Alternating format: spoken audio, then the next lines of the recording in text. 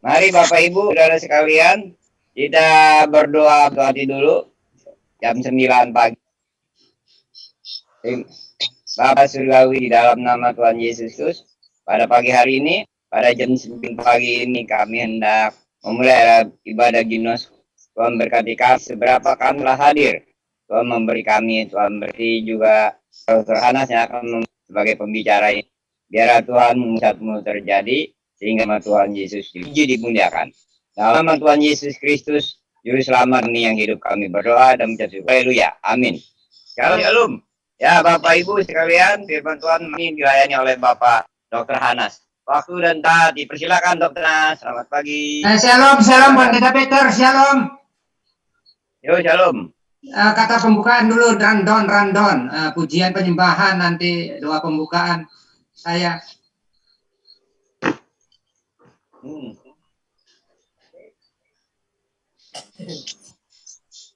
Halo. Halo, ya. Ya, Pak. Ya, Pak.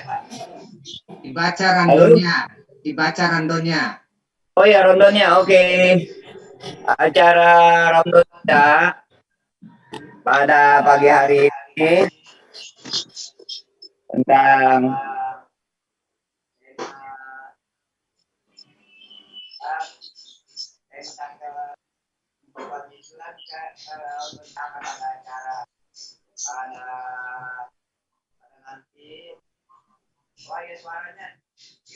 suaranya hilang jauh.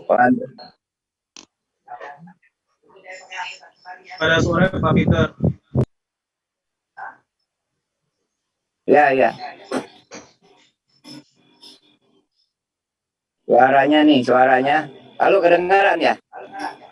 Halo? Ya. Itu. Konten kita pada hari ini tentang acara ibadah Ginosko. Dan bagi Bapak Ibu yang terlomba sekali akan mengikuti, kita akan ada acara dan yang akan ada acara di mana bagi setiap peserta yang mengikuti acara ini akan diberikan juga sertifikat penghargaan, dan juga bagi kita semua kawan-kawan yang hadir dalam ibadah ini, pada nanti malam juga akan ada acara Dr. Hanas tentang acara Tritunggal, dan yang akan kita ada acara CMC tanggal 5 dan tanggal 7 September juga ada acara kegiatan dari Pak Ketua dalam acara-acara yang telah dibacakan dan telah diposting di grup-grup. Waktu dan tempat kami persilakan. Dr. Hanas, terima kasih. Shalom pemirsa. Kita pujian dulu Pak. Ibu Mersel nyanyi satu lagu dulu ya. Iya. Ibu Mersel Patilawa nyanyi, setelah itu saya doa pembukaan. Silakan Ibu Mersel. Oke. Ya, Ibu Mersel. Ku naikkan syukur padamu Yesus, ku sembah sujud kepadamu Tuhan, di hadapan tahta kemuliaan-Mu ku tinggikan, ku agungkan selamanya. Ku naikkan syukur padamu Yesus, ku sembah sujud kepadamu Tuhan, di hadapan tahta kemuliaan-Mu ku tinggikan, ku agungkan selamanya. Segala puji syukur bagimu, ku tinggikan nama-Mu selalu. Kemuliaan hanya bagi-Mu, terpujilah nama-Mu. Segala puji syukur syukur bagimu ku tinggikan namamu selalu, kemuliaan hanya bagimu. Terpujilah namamu, terpujilah namamu. Doa pembukaan oleh Bapak Ketua. Ya, silakan. Ketua Gunadi, Pak Dr. Gunadi, silakan. Ya, Bapak Ibu Saudara yang kasih dalam Kristus, sebelum saya berdoa, saya menghimbau nanti minggu depan barang siapa yang ingin bersaksi 5 menit, silakan bersaksi untuk menyaksikan mujizat pengalaman dengan Tuhan Yesus. Karena kesaksian ini sangat penting untuk membangun iman yang tidak masuk akal dan logika, tetapi bisa terjadi. Suatu ketika saya punya rumah di daerah Pulau Mas, kedatangan tamu dari salah satu bendahara gereja terbesar di Jakarta. Ya. Dia ngobrol bahwa pernah kedatangan satu pengusaha perempuan konglomerat. Ya. Dia baru menikah dan divonis oleh dokter seumur hidup tidak akan punya anak. Ya. Dia sudah ke dokter kemana sama sekali tidak ada jalan keluar. Lalu dia datang ke satu gereja, kebaktian dari jam 9 sampai jam 11. Setelah pulang, semua jemaatnya bubar, ribuan jemaat bubar, dia menungguin pendetanya dan berbicara 4 mata. Lalu dia mengukakan pendeta, tolong, saya ingin punya anak, doakan. Ya. Lalu pendeta itu mendoakan seketika, in the name of Jesus Kristus, berikanlah anak seorang lelaki dan namanya Samuel. Ya.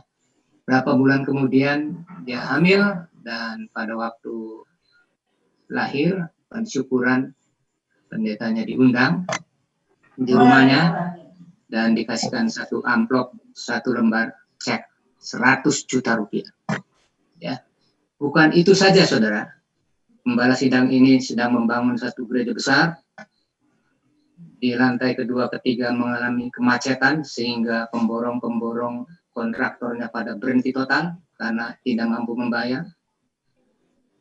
Diumumkan di gereja situ, pada siapa yang memberi, hendaklah memberi kepada gereja. Dan ibu ini mentransfer kepada rekening gereja itu tanpa nama, nonim. 1 miliar, 1 miliar, 1 miliar, 3 miliar jumlahnya berturut-turut. Dan itu bendahara itu cerita sama saya, dilacak namanya tidak ketahuan, ya, karena anonim. Tapi pada transferan ketiga akhirnya ketahuan juga. Itulah saudara, ya. Jadi jangan takut dan gentar kalau kita tujuannya memberitakan Injil, membangun satu wadah gereja, ya. Pasti ada kuasa mujizat yang memberikan kita satu kekuatan di luar akal budi manusia, yaitu di luar akal budi itu, di luar logika, yaitu iman. Ya, itulah iman yang bisa mengalahkan dunia. Ya, tanpa iman kita tidak diperkenankan Tuhan. Ya. Jadi bagi orang Kristen yang lahir baru, Anda koreksi diri kalau dalam kehidupan per hari yang ditemuin kegagalan tanpa kemenangan, saudara. Karena kekristenan bicara kemenangan. Kita tidak bicara harta, kaya atau miskin, tapi kemenangan demi kemenangan. Kita menjadi mercusuar terang dunia dan garam dunia, bisa diimplementasikan dalam visi misi penginjilan pribadi, face to face, one by one, atau membuka sebuah wadah gereja yang dilindungi pemerintah, legalitas payung hukum. Jadi lakukan saja, just do it, kerjakan saja, jangan kita menunggu, ya, karena sudah kita banyak lihat mujizat-mujizat saudara. Tidak ada satupun gereja yang bangkrut, yang tutup kalau dikerjakan dengan benar, dengan tulus, dengan keadilan, dengan kebenaran, dan hanya memuliakan nama Tuhan Yesus Kristus di surga. Jadi himbauan kami minggu depan barangkali ada Bapak Ibu Saudara yang ingin bersaksi, yang pengalaman pribadinya dipulihkan bersama Kristus, silakan daftar pada Pendeta Peter Adi. Mari kita berdoa. Bapa dalam surga, Allah yang kami sembah di dalam nama Yesus Kristus, kami bersyukur Tuhan, pada pagi hari ini kita ibadah online Tuhan. Dunia ini hanya bisa dikalahkan oleh iman Tuhan. Ya. Apalagi dalam masa pandemi COVID-19, ya, secara akal budi kelihatannya sulit dan takut, tapi dengan iman yang mengalahkan dunia. Bahkan Yesus berkata, jikalau imanmu sebiji sesawit saja, maka engkau akan bisa memindahkan gunung yang besar. Oleh karena itu, mari kita tingkatkan iman kita dari iman kepada iman, yang ini hari akan diberikan pengajaran. Urapi hambamu dengan kuat kuasa Roh Kudusmu, sehingga apa yang dibicarakan semata-mata firman. Terima kasih Bapa, dalam nama Yesus kami sudah berdoa. Haleluya. Amin. Amin, amin. Silakan Bapak firman Tuhan hari ini dibawakan oleh Bapak Dr. Hanas. Silakan waktu dan tempat.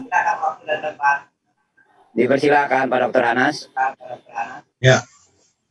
Puji Tuhan Bapak Ibu yang dikasih Tuhan Yesus Kristus, kita bersama dalam pelayanan penggembalaan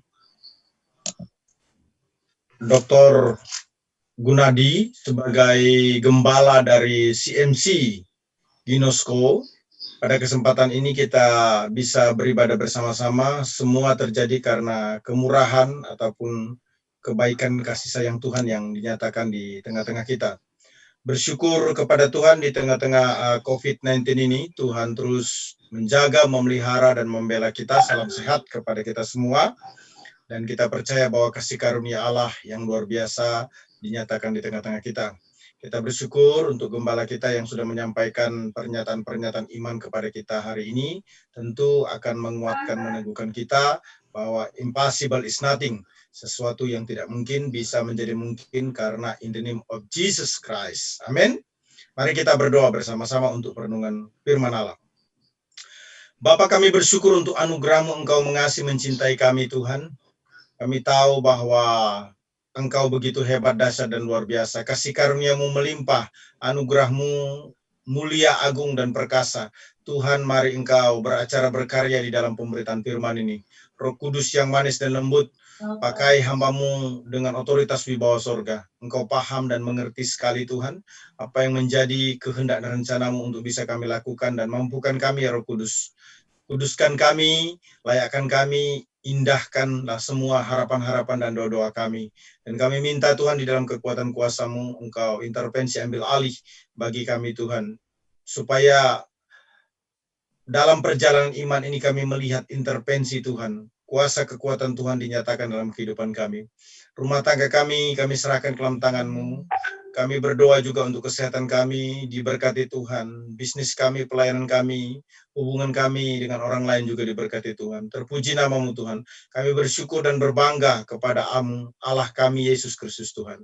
Berbicaralah apa yang menjadi isi hati-Mu, pakai hamba-Mu yang sangat sederhana ini Tuhan, untuk menjadi alat bagi hormat kemuliaan nama-Mu. Terima kasih ya Tuhan. Kami serahkan pemberitaan firman ini, Tuhan intervensi, ambil alih, dan dimuliakan Kau selamanya. Dalam nama Yesus kami berdoa. Haleluya, haleluya. Amin. Bapak Ibu yang dikasihi Tuhan Yesus Kristus, kita percaya dalam perjalanan hidup ini bahwa Tuhan selalu bisa melakukan segala sesuatu di dalam kuasa kekuatannya, sebab Dia adalah Allah yang mengasihi, mencintai kita.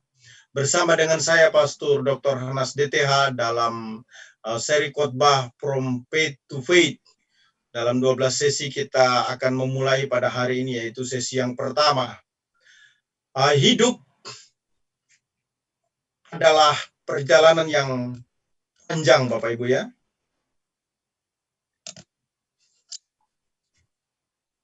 Yang sangat misteri ujungnya. Kita tidak tahu akhirnya akan di mana. Itu sebabnya kita perlu kuasa Tuhan atau mujizat untuk menolong pergumulan hidup kita masing-masing. Nah, setiap orang percaya pasti akan melihat pertolongan Tuhan.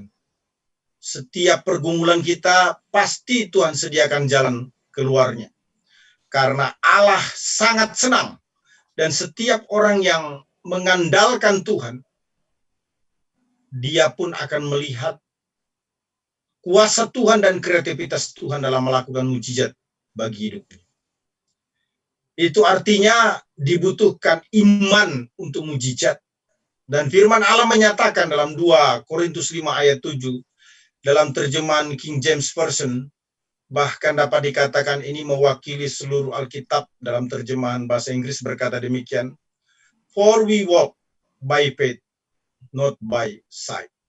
Sebab hidup kami ini adalah hidup karena percaya, bukan karena melihat.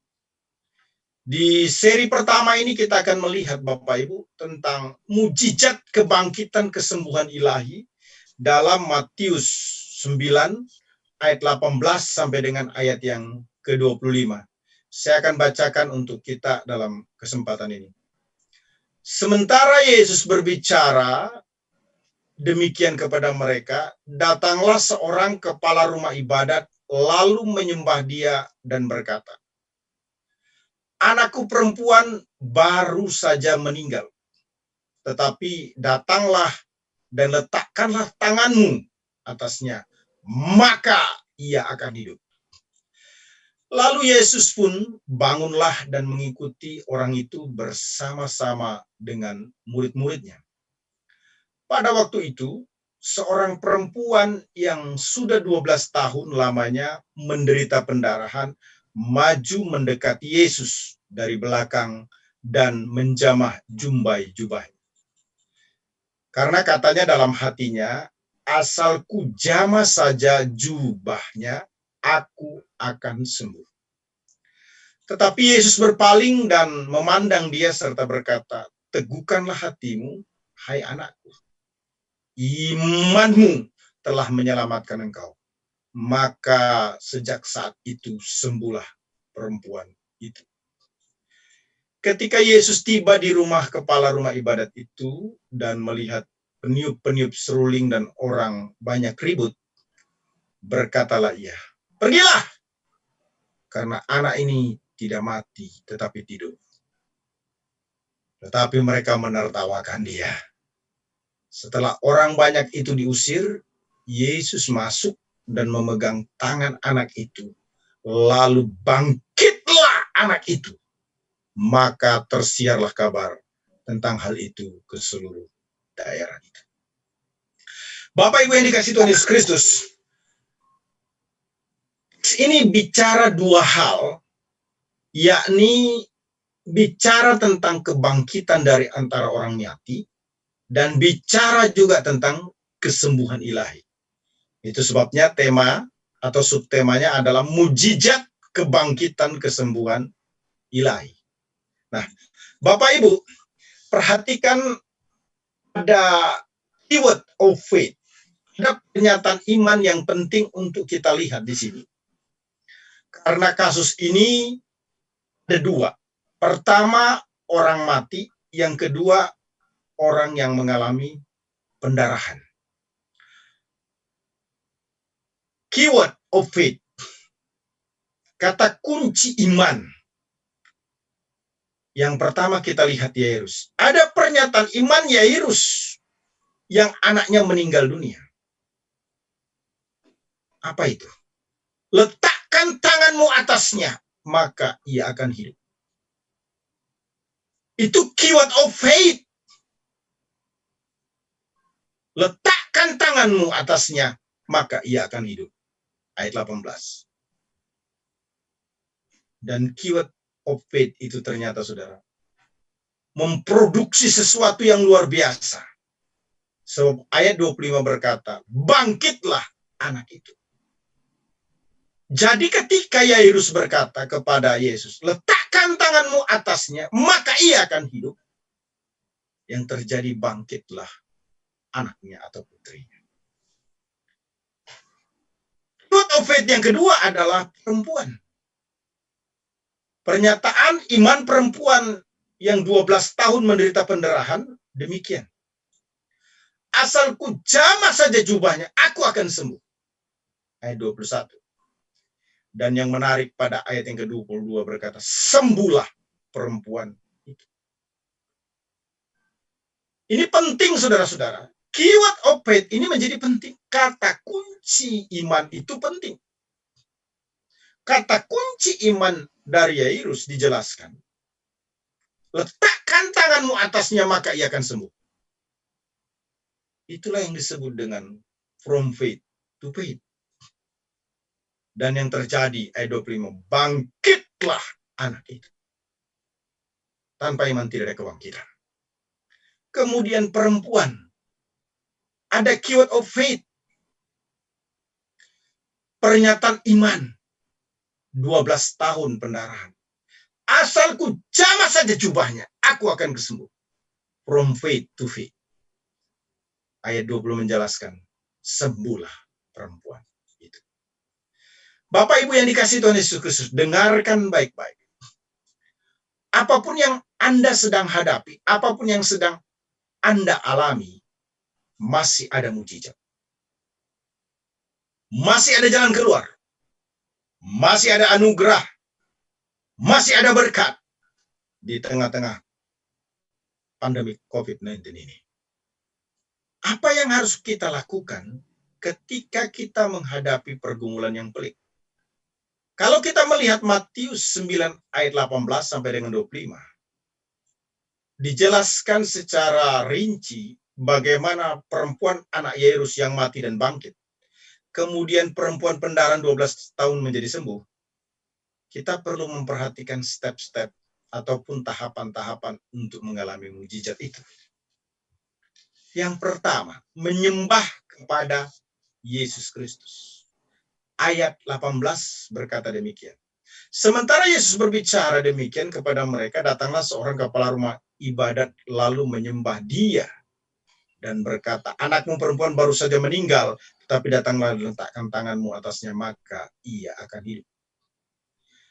Jadi saudara-saudara, Yesus ini bukan lagi nganggur, Yesus ini bukan lagi easy going, tapi Yesus dalam kesibukan pelayanannya itu, ya, dijelaskan pada ayat 9 ini, ada banyak orang berbicara dengan dirinya, dan seseorang yang disebut dengan kepala rumah ibadat itu datang menghampirinya.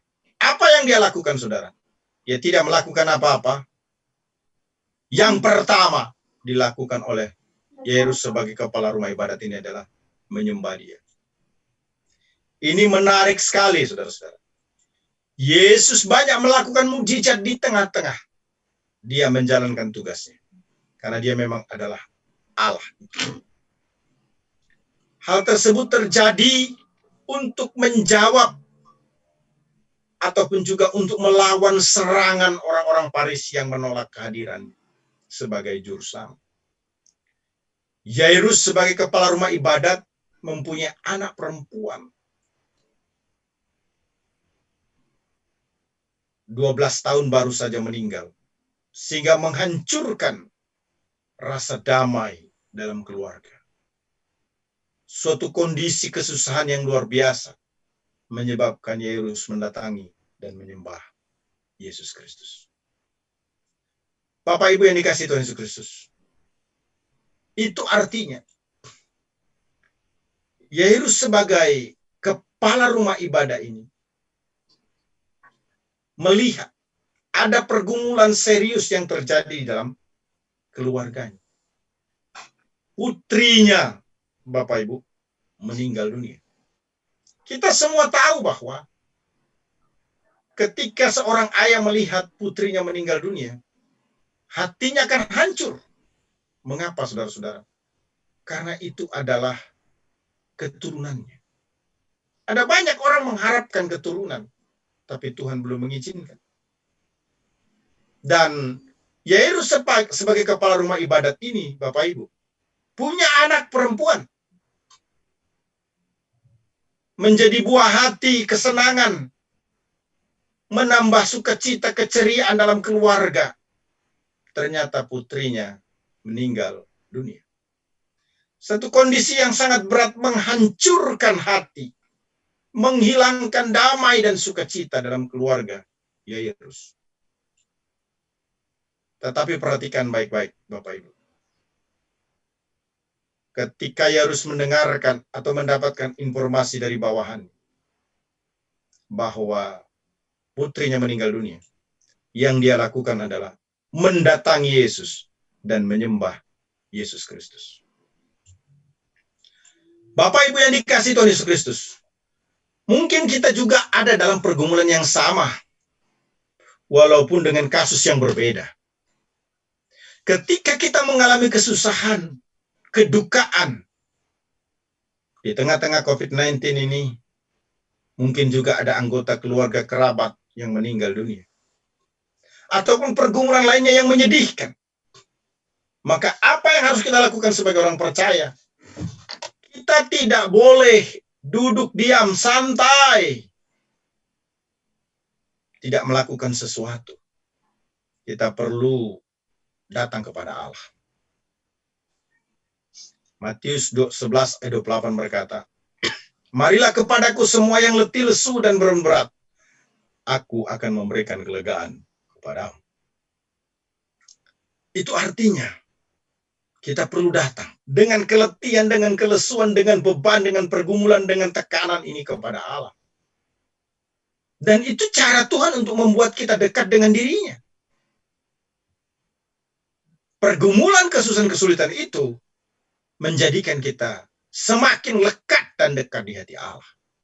Itu sebabnya Matius berkata dalam ilham Roh Kudus, menulis apa yang Yesus katakan.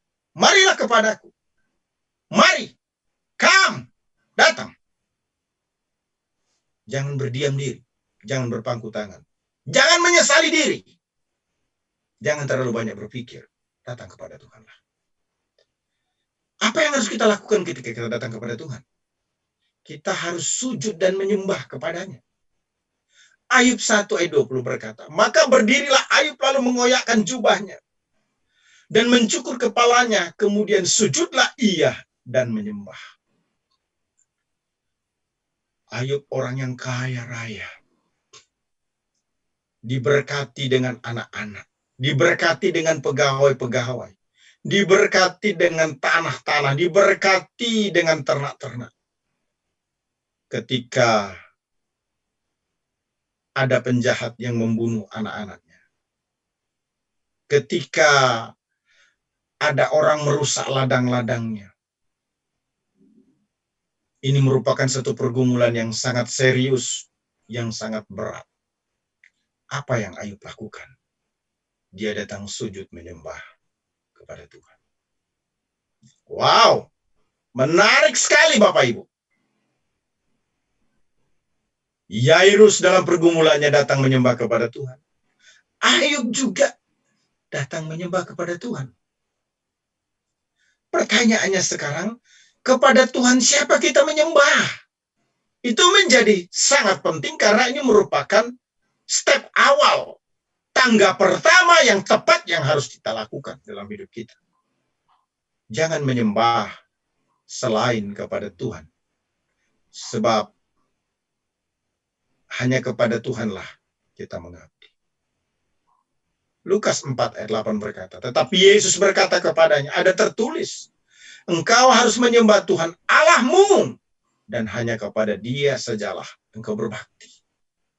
Jadi menyembah itu bukan hanya bicara praise and worship, tapi menyembah itu juga berbicara tentang bagaimana seseorang mendedikasikan hidupnya kepada Tuhan, mengabdi, mempercayai adanya Tuhan di dalam dirinya. Tuhan yang dimaksudkan itu begitu jelas. Kalau kita perhatikan Yohanes 13 ayat 13 berkata, kamu menyebut aku guru dan Tuhan, dan katamu itu tepat, sebab memang akulah guru dan Tuhan. Jadi Bapak Ibu yang dikasihi Tuhan Yesus Kristus, tangga pertama atau step pertama untuk melihat mujizat kebangkitan kesembuhan ilahi adalah menyembah kepada Tuhan Yesus. Jangan menyembah yang lain. Datanglah kepadanya, sembahlah Dia, yaitu Yesus Kristus. Sebab itu adalah kehendak Allah. Pergumulan kesulitan yang kita hadapi ini semakin mendekatkan kita kepada Tuhan. Yang kedua, menyampaikan permasalahan kepada Yesus.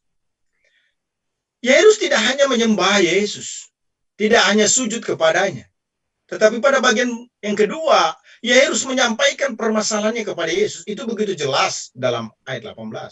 Sementara Yesus berbicara demikian kepada mereka, datanglah seorang kepala rumah ibadat, lalu menyembah dia, dan berkata, anakku perempuan itu baru saja meninggal.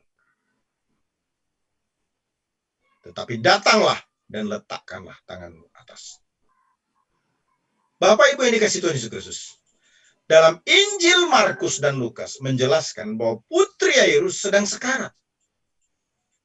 Dan kemudian diberitahu oleh anak buahnya bahwa putrinya sudah meninggal. Itulah sebabnya Yairus berkata kepada Yesus Kristus bahwa anaknya yang sekarat itu sudah meninggal. Itu dia sampaikan dengan jelas. Itu dia sampaikan dengan begitu akurat. Jadi dia tidak hanya berdiam menyembah, tetapi dia juga menyampaikan pergumulannya kepada Allah. Perkataan Yairus merupakan ungkapan permohonan yang melawan kenyataan yang natural, yaitu alamiah. Faktanya putrinya Yairus sudah terlambat untuk ditolong karena sudah meninggal dunia. Kalau kepala rumah ibadat ini putrinya sekarat kemudian meminta Yesus untuk menyembuhkan, itu sesuatu yang wajar, itu sesuatu yang normal. Tapi faktanya putri Yairus sudah meninggal untuk ditolong karena sudah terlambat untuk didatangi. Ini artinya, saudara, ada sesuatu yang luar biasa. Ada sesuatu yang luar biasa. Saya ulangi. Kalaupun putri Yairus mau ditolong oleh Yesus, semestinya sebelum meninggal dunia. Bukan setelah meninggal dunia. Tapi ada sesuatu yang menarik dalam ayat yang ke-18 ini. Yairus itu berkata to the point. Anakku perempuan baru saja meninggal. Ini merupakan ungkapan iman, pernyataan iman kepada pribadi Yesus Kristus.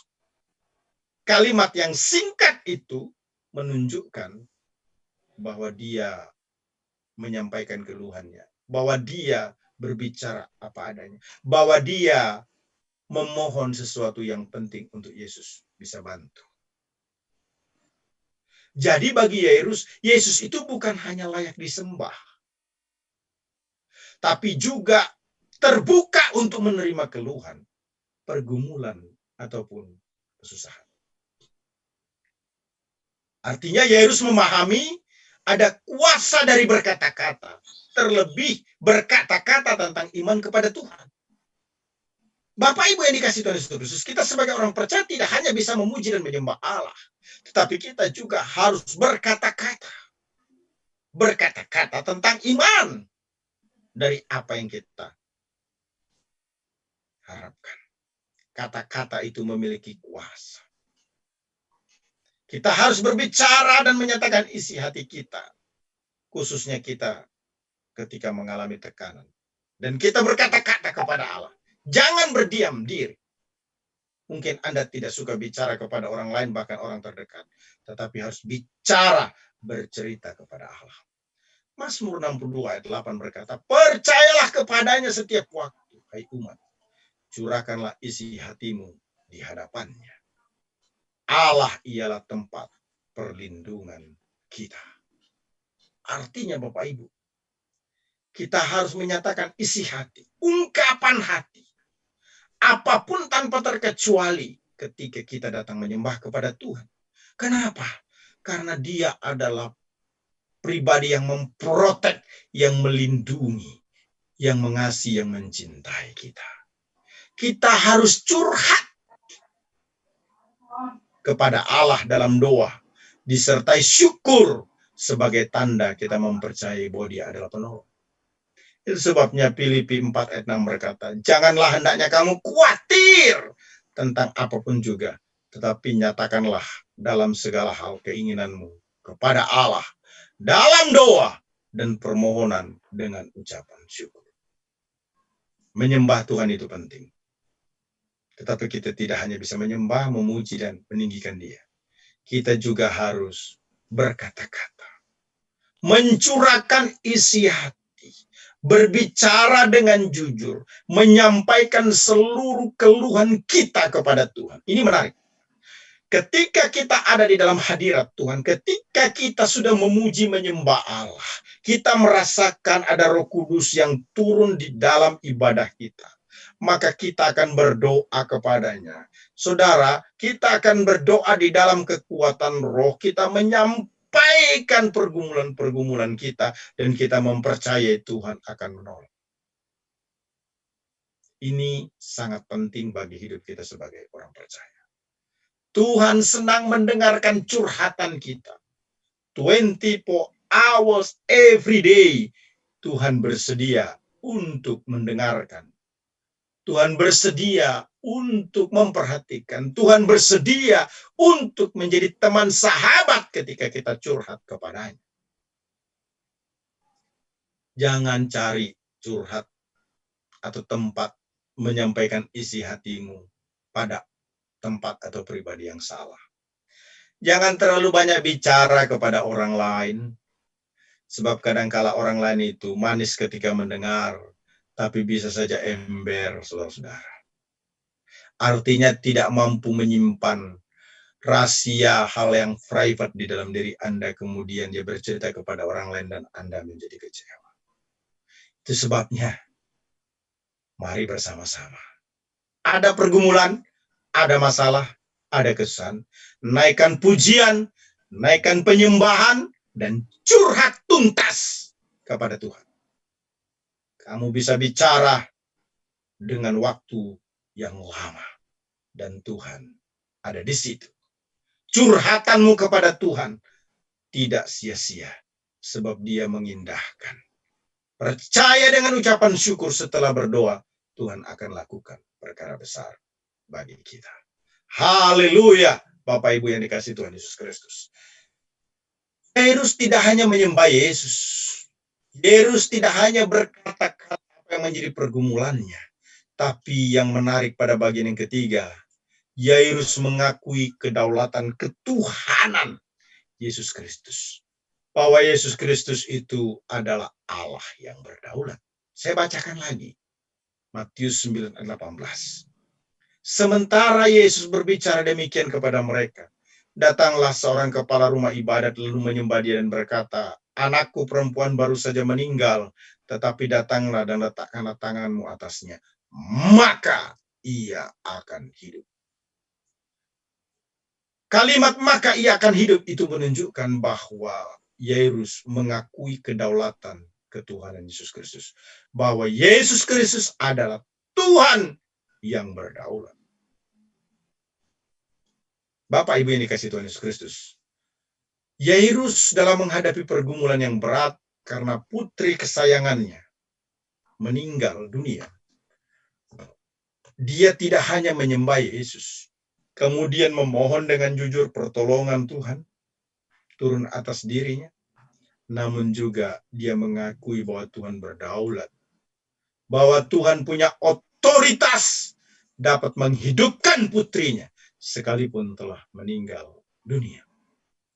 Yairus mengakui bahwa Yesus Kristus berdaulat atau berkuasa atas kebangkitan, termasuk juga membangkitkan putrinya jika Yesus berkenan melakukannya.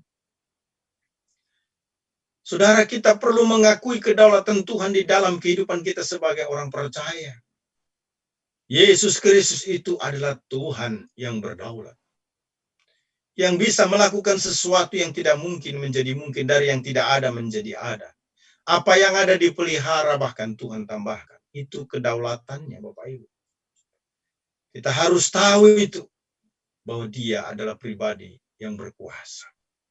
Kita harus mengakui bahwa tidak ada kuasa di langit, di bumi, dimanapun. Semuanya ada dalam genggaman Yesus Kristus. Matius 28 ayat 18 berkata, Yesus mendekati mereka dan berkata, kepadaku telah diberikan segala kuasa di sorga dan di bumi. Ini pernyataan Yesus. supaya murid-murid dan kita hari ini juga paham dan mengerti bahwa langit dan bumi yang merupakan tempat hidup dan akhir dari segala sesuatu, itu ternyata ada dalam genggaman kekuasaan Yesus.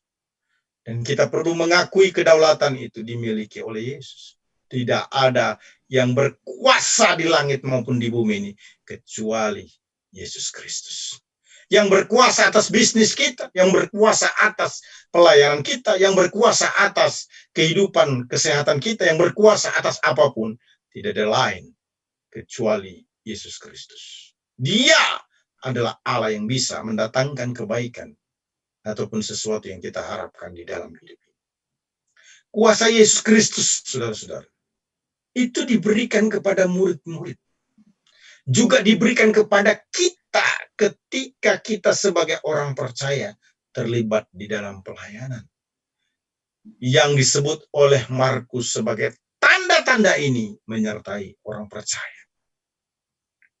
Jadi Bapak Ibu yang dikasih Tuhan Yesus Kristus, kuasa di sorga dan di bumi yang ada pada Yesus itu diberikan kepada kita sebagai anak-anaknya.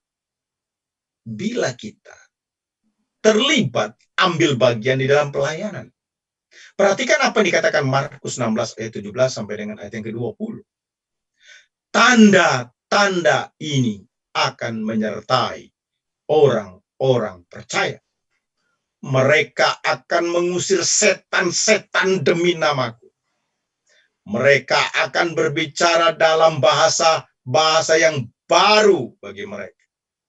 Mereka akan memegang ular, dan sekalipun mereka minum racun maut, mereka tidak akan mendapat celaka. Mereka akan meletakkan tangannya atas orang sakit dan orang itu akan sembuh. Sesudah Tuhan Yesus berbicara demikian kepada mereka, terangkatlah ia ke sorga, lalu duduk di sebelah kanan Allah. Mereka pun pergilah memberitakan Injil ke segala penjuru, dan Tuhan turut bekerja dan meneguhkan firman itu dengan tanda-tanda yang menyertainya. Mengakui kedaulatan Tuhan itu penting di dalam hidup kita. Karena janji Tuhan dengan tanda-tanda heran, dengan perbuatan yang spektakuler, fantastis, dengan miracle to miracle, kemuliaan kepada kemuliaan ini, saudara, adalah merupakan hak yang kita bisa miliki, yang kita bisa ambil, yang bisa kita rasakan, yang bisa kita nikmati. Apabila kita paham bahwa tidak ada yang berkuasa di langit dan di bumi, di sorga, dimanapun juga, kecuali Yesus Kristus. Dan kita berkata, jika kita terlibat dalam proyek penginjilan, proyek church planting, proyek pelayanan itu, maka tanda-tanda itu akan menyertai kita di dalam kehidupan kita. Wow, menarik sekali Bapak Ibu. Jadi yang dilakukan oleh Yairus adalah menyembah kepada Tuhan Yesus Kristus, menyampaikan permasalahan kepada Yesus Kristus, kemudian mengakui kedaulatan Tuhan Yesus Kristus. Yang keempat, yang tidak kalah penting, mendapatkan perkenanan Tuhan Yesus Kristus. Wah, saya senang sekali dengan kata perkenanan ini, saudara-saudara. Kenapa? Perkenanan itu lebih tinggi, lebih bernilai dari segala sesuatu. Artinya Tuhan senang, Tuhan menerima, Tuhan bisa bersama dan tidak pernah meninggalkan kita. Karena Dia berkenan atas kita. Ayat 19-22 berkata demikian. Lalu Yesus pun bangunlah dan mengikuti orang itu bersama-sama dengan murid-muridnya. Perhatikan ayat 20. Pada waktu itu seorang perempuan yang sudah 12 tahun lamanya menderita pendarahan maju mendekati Yesus dari belakang. Dan menjamah jumbai jubahnya. Karena katanya dalam hatinya, asal ku jamah saja jubahnya, aku akan sembuh. Tetapi Yesus berpaling dan memandang dia serta berkata, teguhkanlah hatimu, hai anakku. Imanmu telah menyelamatkan engkau. Maka sejak saat itu sembuhlah perempuan itu. Bapak Ibu yang dikasihi Tuhan Yesus Kristus, perlu diingat bahwa dalam perjalanan tim, saya sebut ini sebagai perjalanan tim, karena di situ ada Yesus, di situ ada murid-muridnya, juga ada Yairus. Jadi dalam perjalanan tim menuju ke rumah Yairus ini merupakan perjalanan priority, ini merupakan perjalanan penting, ini merupakan perjalanan yang urgent, yang tidak boleh dihalangi atau diganggu orang lain. Ini merupakan sesuatu yang sangat krusial, yang sangat signifikan pada masa itu. Karena itu, ini merupakan urusan yang sangat utama. Mengapa? Karena mau menolong orang yang sudah mati. Bukan orang miskin, bukan orang sakit, bukan kecelakaan, tetapi mau menolong orang mati. Perhatikan baik-baik. Namun di tengah-tengah perjalanan tersebut, tim ini bertemu secara khusus Yesus, sebutlah begitu ya, menjadi perhatian utama, dengan seorang wanita yang menderita pendarahan selama 12 tahun. Semestinya wanita tersebut tidak menjadi perhatian bagi tim yang sedang menuju rumah Yairus. Sebab hal tersebut bukan merupakan hal yang menjadi prioritas atau merupakan hal yang utama dalam perjalanan tim. Itu sebabnya dijelaskan tidak ada cerita yang menunjukkan bahwa tim memberikan perhatian khusus untuk wanita pendarahan tersebut. Tidak ada.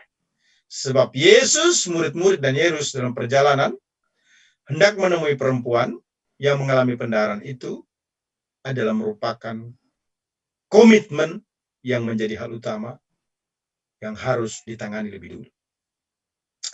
Wanita pendarahan ini telah menghabiskan semua harta miliknya.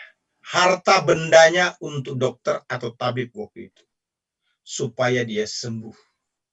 Namun, ia tetap tidak menjadi lebih baik. Uangnya habis, penderitaannya juga tidak sembuh.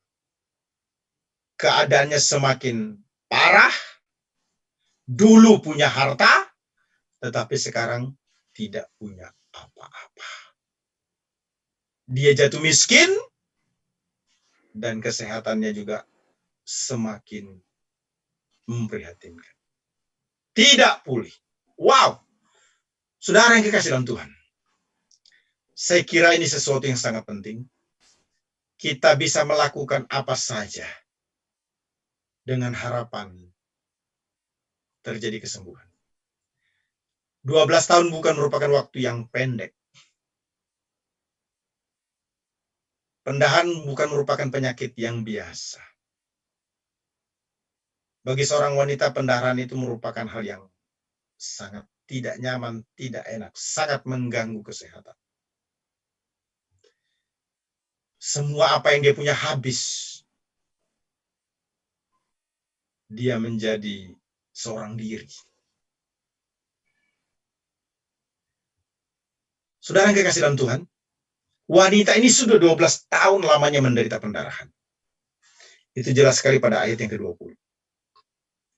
Suatu penyakit yang bukan hanya membuat badannya lemah lunglai dan kurus kering, tetapi juga Alkitab menjelaskan membuat dirinya najis menurut hukum Taurat.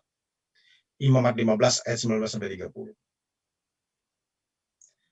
Karena lelehan ataupun juga pendarahan itu, maka dia terhalang untuk masuk ke dalam pelataran rumah Tuhan. Berat sekali Bapak Ibu. Berat sekali. Kalau saja bukan pendarahan permasalahan, dia masih mendapatkan kesempatan untuk bisa bertemu dengan imam, bertemu dengan orang-orang yang bisa menolongnya di rumah Tuhan ataupun juga di bait Allah. Tetapi kondisinya sebagai seorang wanita yang mengalami pendarahan menyebabkan dia tidak ada pengharapan lagi. Pendarahan atau lelehan ini merupakan penghalang terbesar untuk bertemu dengan sesama manusia.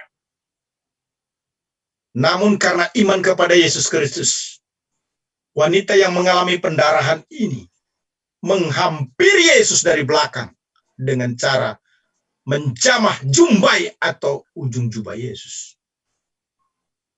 Suatu perkenan dari Yesus terlihat karena perbuatan tersebut tidak dilarang oleh Yesus. Saya mengatakan bahwa wanita pendaran 12 tahun ini mengalami sesuatu yang luar biasa yang disebut dengan mengalami perkenanan Tuhan.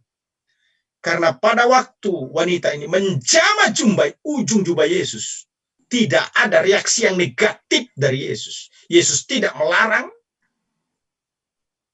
tetapi Yesus membiarkan ujung jubahnya disentuh oleh wanita ini. Bahkan perkenanan Tuhan itu mengalami progres. Semakin diperkuat perkenanan itu pada ayat yang ke-22. Teguhkanlah hatimu, hai anakku. Imanmu telah menyelamatkan engkau. Maka sejak saat itu sembuhlah perempuan itu. Jadi ketika ujung jubah Yesus itu dijamah perempuan ini, itu sesuatu yang luar biasa. Yesus tidak bereaksi negatif. Yesus berkenan atas apa yang dilakukan oleh wanita ini.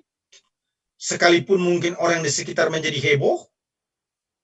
Karena wanita ini pendarahan, pribadi yang najis yang tidak boleh bertemu dengan siapapun, apalagi ini Yesus Kristus yang kudus dan suci. Tetapi perhatikan baik-baik bahwa iman kepada Yesus Kristus itu membuat wanita ini dikenan Tuhan. Itu sebabnya Yesus berkata, teguhkan hatimu, hai anakku. Imanmu telah menyelamatkan engkau. Maka saat itu sembuhlah perempuan itu. Jadi saat perempuan ini touch, jamah, jumbai-jubah Yesus. Dan Yesus melihat itu. Yesus langsung memberi appreciate. Reward. Teguhkan hatimu, hai anakku. Imanmu telah menyelamatkan engkau. Maka sejak saat itu sembuhlah perempuan itu. Wow, spektakuler, luar biasa banget. Perhatikan baik-baik Bapak Ibu. Jadi iman kepada Yesus menjadikan wanita tersebut mendapatkan perkenanan Kristus. Disebut sebagai anakku, artinya Yesus menyapa, ada satu kedekatan, ada satu keramahan, ada satu hubungan yang intim, yang tercipta, yang sebelumnya wanita ini dibuang, dibiarkan, dan tidak boleh bersahabat berteman dengan siapapun karena yang mengalami pendarahan atau lelehan. Yesus justru menyapa dan menerima perempuan ini sebagai anaknya. Kemudian dikatakan dia memperoleh hidup yang kekal. Diberi bonus lagi, saudara. Apa itu? Disembuhkan tanpa harus menunda-nunda. Jadi ketika Yesus berkata, teguhkan hatimu, hai anakku, imanmu telah menyelamatkan engkau. Saat itu juga, tanpa menunda-nunda, tidak butuh waktu yang lama, segera, langsung pendarahan itu berhenti alias sembuh.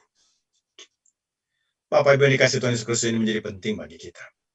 Perkenanan Tuhan artinya Tuhan bersedia atau menjadi penyebab untuk mencapai sesuatu yang kita harapkan. Itu sebabnya Mazmur 127 ayat 1 sampai dengan ayat yang kedua menarik untuk kita perhatikan. Nyanyian ziarah Salomo, jikalau bukan Tuhan yang membangun rumah, sia-sialah usaha orang yang membangunnya.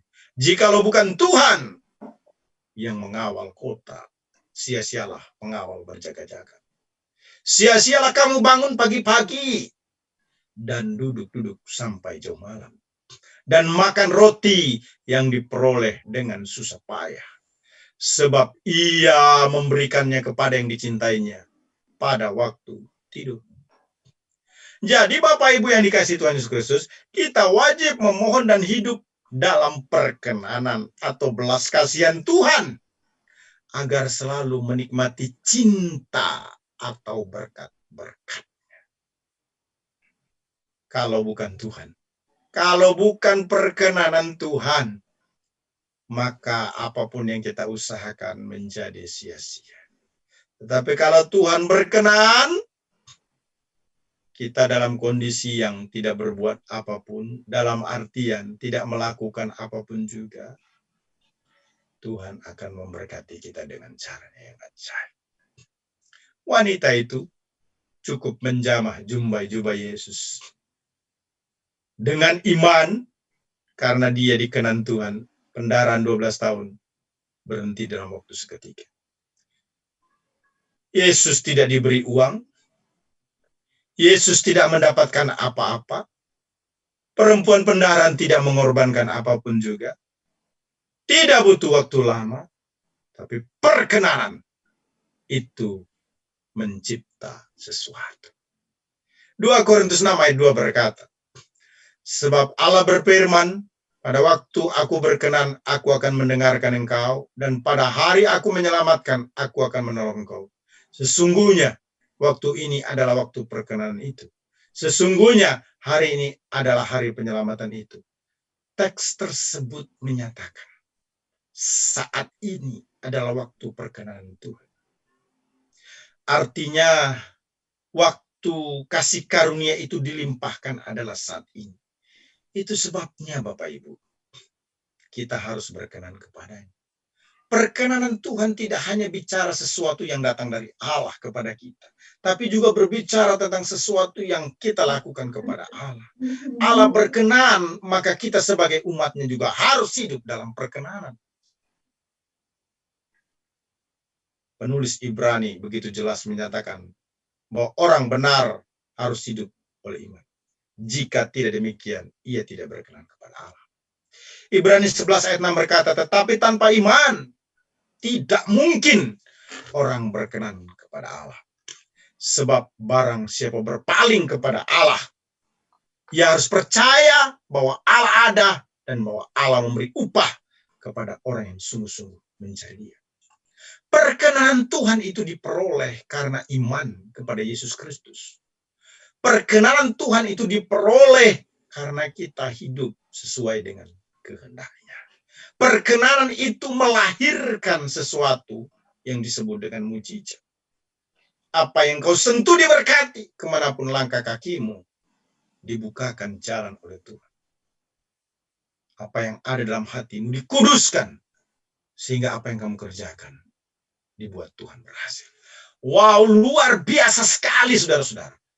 Jadi dalam perjalanan ini ceritanya belum sampai saudara-saudara. Yesus bertemu dengan putri Yairus. Sudah melakukan kejutan pertama. Yaitu membuat wanita pendarahan 12 tahun menjadi sembuh. Selanjutnya saudara. Pada bagian yang terakhir adalah menikmati mujizat Tuhan Yesus Kristus. Ayat 23 sampai dengan 26 berkata demikian. Ketika Yesus tiba di rumah kepala rumah ibadat itu dan melihat peniup seruling dan orang banyak ribut. Ini karena ada yang meninggal, saudara-saudara ya. Berkatalah ia, pergilah. Karena anak ini tidak mati tetapi tidur. Tetapi mereka menertawakan dia, menertawakan Yesus, saudara-saudara ya. Stay gini Yesus kelihatannya, setengah-setengah gila. Kenapa? Orang mati kok dibilang tidur. Kita di sini nih berpartisipasi dalam acara duka. Sebutlah seperti itu ya. Tetapi Yesus justru apa? Mengusir mereka. Ayat 25. Setelah orang banyak itu diusir dari tengah-tengah mayat yang ada di tempat itu, Yesus masuk dan memegang tangan anak itu. Bangkitlah anak itu. Maka tersiarlah kabar tentang hal tersebut ke seluruh daerah tersebut. Wow, Yesus membangkitkan anak Yairus yang telah meninggal dunia. Itu merupakan mujizat Tuhan Yesus Kristus. Karena tidak seorang pun bisa membangkitkan orang mati. Kristus masuk dan memegang tangan anak Yairus. Seolah-olah untuk membangunkannya dan membantunya berdiri. Imam besar tidak boleh berdekatan dengan orang mati. Sebagaimana dijelaskan dalam Imam 21 ayat 10-11. Tetapi Kristus bukan hanya mendekati orang mati, tetapi menjamah orang mati. Para imam Lewi meninggalkan orang mati dalam kenajisannya karena orang mati dianggap najis. Dan karena itu mereka menjauhkan diri dari orang mati. Sebab orang-orang Lewi ini juga tidak bisa mengobati orang yang mati atau menyembuhkan orang yang sakit. Tetapi Kristus berkuasa membangkitkan orang mati. Yesus tidak bisa tertular dengan kenajisan. Itu sebabnya Yesus tidak segan-segan menjamah orang mati itu. Ia memegang tangan anak itu, lalu bangkitlah anak Yairus itu. Begitu mudahnya bagi Yesus untuk melakukan mujizat hanya dengan jamahan. Saya ulangi, hanya dengan jamahan maka orang mati itu bangkit. Yesus memegang tangan anak Yairus yang telah meninggal dunia sehingga bangkit. Perhatikan Bapak Ibu, jamahan itu penting. Jamahan itu sesuatu yang kita harapkan. Jamahan itu akan mendatangkan hal-hal yang baik di dalam kehidupan kita. Tentu yang dimaksudkan adalah jamahan Yesus. Sampai ada nyanyian tentang jamahan. Dia jamah. Ku tahu dia jamah. Wow. Ketika Yesus menjamah, orang brutal bisa jadi baik. Ketika Yesus menjamah, orang sakit bisa sembuh. Ketika Yesus menjamah, orang miskin bisa menjadi kaya. Ketika Yesus menjamah, orang bodoh bisa menjadi pintar. Ketika Yesus menjamah, orang tidak bisa apa-apa bisa berbuat apa-apa. Kenapa? Karena Yesus menjamah. Bahkan dijelaskan dalam teks yang kita baca tadi dalam Matius 9 ayat 23 sampai dengan 26, Yesus menjamah orang mati, maka orang itu bangkit dari kematian. Kenapa, saudara? Yesus Kristus itu adalah Allah yang menghidupkan orang yang mati, sekaligus mengadakan yang tidak ada menjadi ada. Roma 4 ayat 17 berkata, seperti ada tertulis, engkau telah kutetapkan menjadi bapa banyak bangsa. Di hadapan Allah yang kepadanya ia percaya, yaitu Allah yang menghidupkan orang mati dan yang menjadikan dengan firman-Nya apa yang tidak ada menjadi ada. Siapa itu, saudara-saudara? Tuhan Yesus Kristus. Dia bukan hanya menghidupkan orang yang mati, tapi juga mengadakan dari yang tidak ada menjadi ada.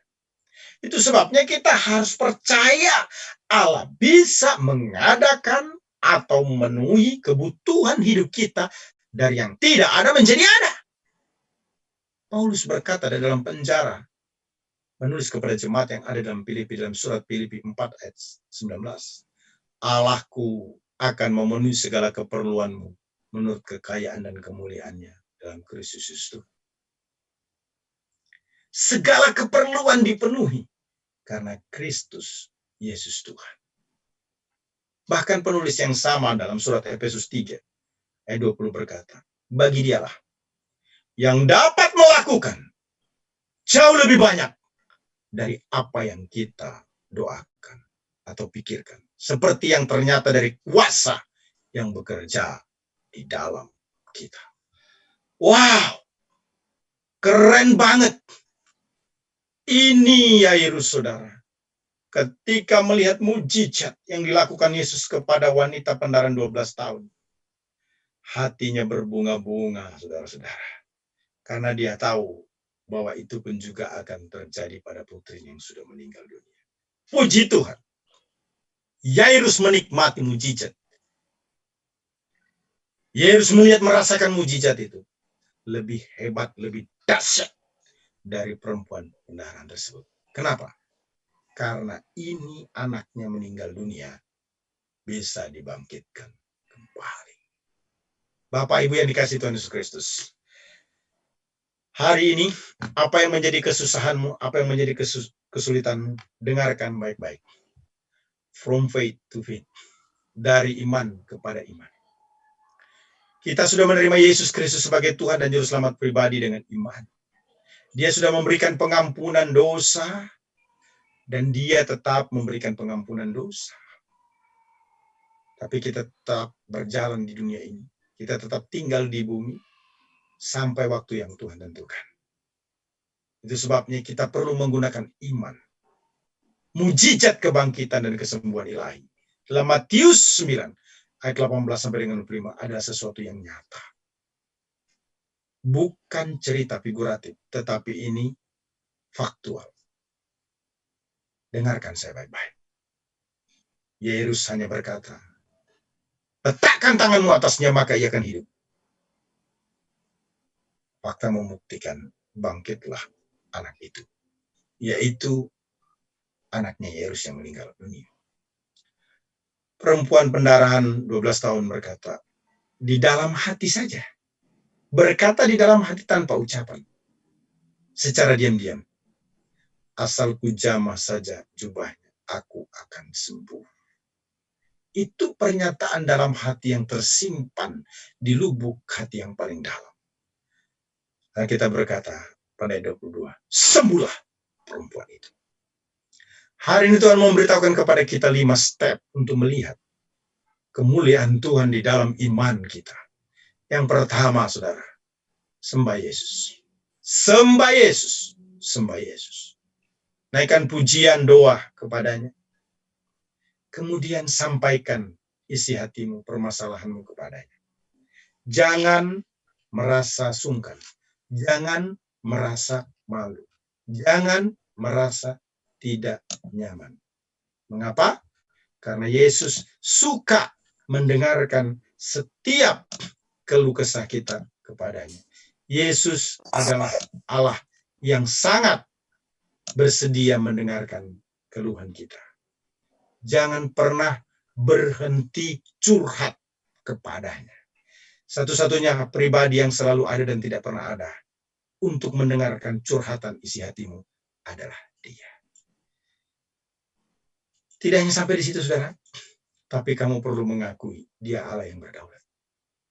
Apakah dengan kata-katamu sendiri, tingkah lakumu, ataupun kepada orang lain, bahwa Yesus itu Tuhan yang berkuasa atas langit dan bumi. Kemudian hiduplah benar, supaya Tuhan berkenan atas kehidupan kita, dan perkara-perkara besar lagi terjadi dalam hidup kita sebagai anak-anaknya. Maka saudara-saudara, kita menikmati mujizat Yesus yang luar biasa itu. Apa yang Dia janjikan bukan omong kosong, tetapi akan menjadi bagian saya dan saudara. Saya percaya bahwa seri pertama ini dari program Preaching Sunday Service From Faith to Faith, sesi pertama, seri pertama, mujizat kebangkitan kesembuhan ilahi menjadi berkat bagi kita. Mari kita berdoa. Bapak, kami bersyukur, terima kasih untuk Reverend Dr. Gunadi sebagai gembala CMC Ginosko yang terus menggiring setiap pemimpin hamba-hamba Tuhan di Sinode CMC secara khusus di Ginosko dan juga umat-Mu Tuhan untuk tetap datang kepada Allah, beribadah, memuji, menyembah di tengah-tengah pandemi COVID-19 ini. Itu sebabnya kami berdoa untuk gembala kami ini. Engkau memberikan kesehatan kepadanya. Jauhkan dari sakit penyakit. Engkau berikan kedamaian, sukacita, ketenangan kepadanya. Kami berdoa di dalam nama Yesus. Hikmat, pengertian, kecerdasan, kewibawaan, otoritas, dan kuasa Tuhan bersama dengannya. Sehingga dia bisa mengerjakan pelayanan dengan baik, dengan maksimal. Menjangkau jiwa-jiwa bagi Kristus, menanam gereja, dan juga mendukung hamba-hamba Tuhan dalam pelayanan khususnya mereka yang membutuhkan secara finansial. Berkati bisnis yang dikelola, semua orang yang bersama dengannya menjadi tim yang solid. Hati setiap orang yang bersama dengannya bersih suci. Dan biarlah integritas di antara para pekerja dan juga hamba-Mu Pak Pendeta Gunadi boleh terlihat di dalam bisnis. Dan Tuhan memberkati, nama Tuhan dipuji dan disembah. Kami berdoa buat keluarga, istri dan anak-anak tetap dalam pemeliharaan cinta, kasih sayang, dan berkat Tuhan. Kami percaya kuasa kekuatan-Mu bersama dengan dirinya.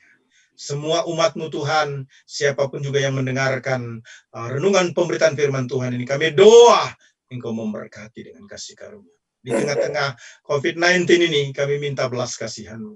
Dan kami percaya Tuhan akan melakukan sesuatu dengan luar biasa. Hari ini kami sudah mendengarkan Tuhan. Mujizat bukan hanya untuk kesembuhan, tapi juga untuk kebangkitan. Maka kami perlu datang menyembah Engkau. Maka kami Tuhan perlu berbicara jujur apa yang menjadi permasalahan kami. Maka kami juga Tuhan perlu mendapatkan perkenan Tuhan. Kami perlu mengakui kedaulatan Tuhan. Supaya kami menyaksikan, mengalami, menikmati mujizat Tuhan. Sebab kami tahu iman kepadamu tidak menjadi sia-sia. Iman kepadamu diperhitungkan oleh Allah. Bapa, kami berdoa, yang sakit sembuh, yang lemah dikuatkan, yang berdosa diampuni, yang terikat dibebaskan, yang butuh sesuatu Tuhan beri, sehingga kami melihat kasih karunia kemuliaan pertolongan-Mu nyata atas kami. Puji sembah bagimu Yesus. Hamba-Mu sudah selesai berbicara. Roh Kudus terjemahkan firman-Mu dalam hati kami masing-masing. Dalam nama Yesus kami berdoa. Haleluya. Amin. Amin, amin. Amin. Dan terima kasih. Silakan Ibu Marsha bernyanyi. Hatiku percaya, hatiku percaya, selalu ku percaya. Lord, I will trust in you. Lord, I will trust in you. Lord, I will trust in you. My heart will trust in you. Terima kasih Bu Marcel. Terima kasih Bapak Ibu. Bagi Bapak Ibu yang ingin berinteraksi sejenak tentang topik kesembuhan, mujizat kesembuhan ilahi dengan tema yang tadi, silakan ingin berinteraksi bertanya jawab dengan Dr. Hanas, waktu dan tempat dipersilakan. Dengan topik mujizat kesembuhan ilahi, Yesus membangkitkan anak perempuan Jairus. Yesus menyembuhkan seorang perempuan yang sakit pendarahan selama 12 tahun. Silakan Bapak Ibu yang ingin bertanya, berinteraksi, waktu dan tempat dipersilakan. Sebelum ibadah usai, silakan yang ingin bertanya sejenak, Bapak Ibu.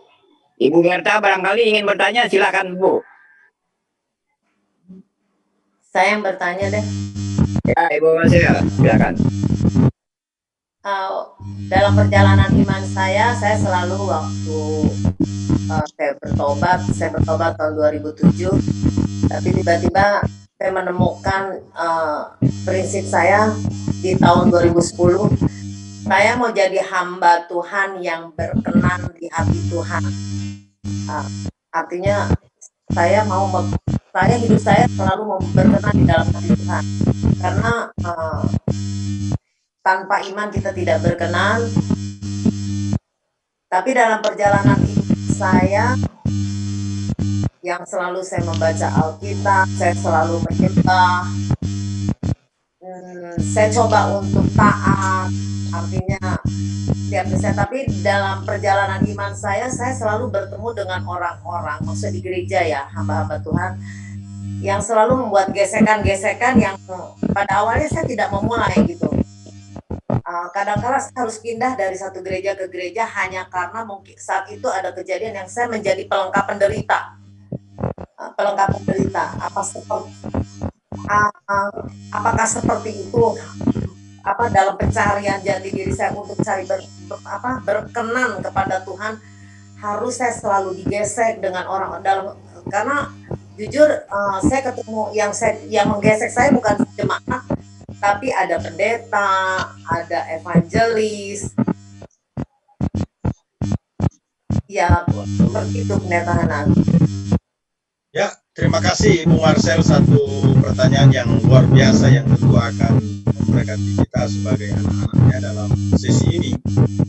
Ya, Ibu Marcel sudah mengambil keputusan untuk meninggalkan dunia lama ataupun kehidupan yang lama.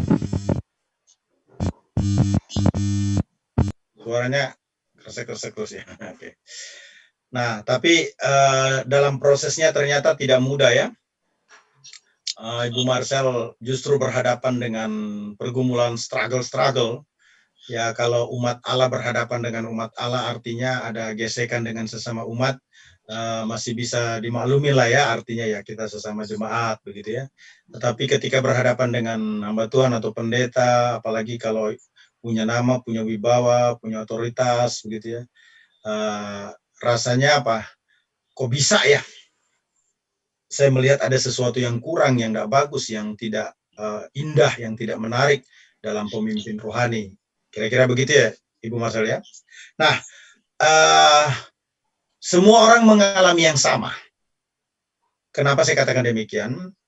Karena proses untuk menjadi dewasa di dalam Kristus itu justru diasah di antara sesama kita. Bahkan dari orang-orang yang punya kualitas rohani, tanggung jawab, ataupun wibawa yang lebih besar. Mengapa saya katakan demikian? Karena itulah cara yang Tuhan pakai untuk kita menjadi dewasa. Dengan kata lain bahwa proses pendewasaan itu real. Sesuatu yang nyata. Bagaimana kita tidak menghadapi sesuatu yang tidak nyata kalau kita ingin menjadi orang yang bijaksana? Tidak akan mungkin. Justru yang dialami oleh Bu Marcel menurut hemat saya itu langkah luar biasa yang Tuhan izinkan terjadi. Mengapa saya katakan demikian?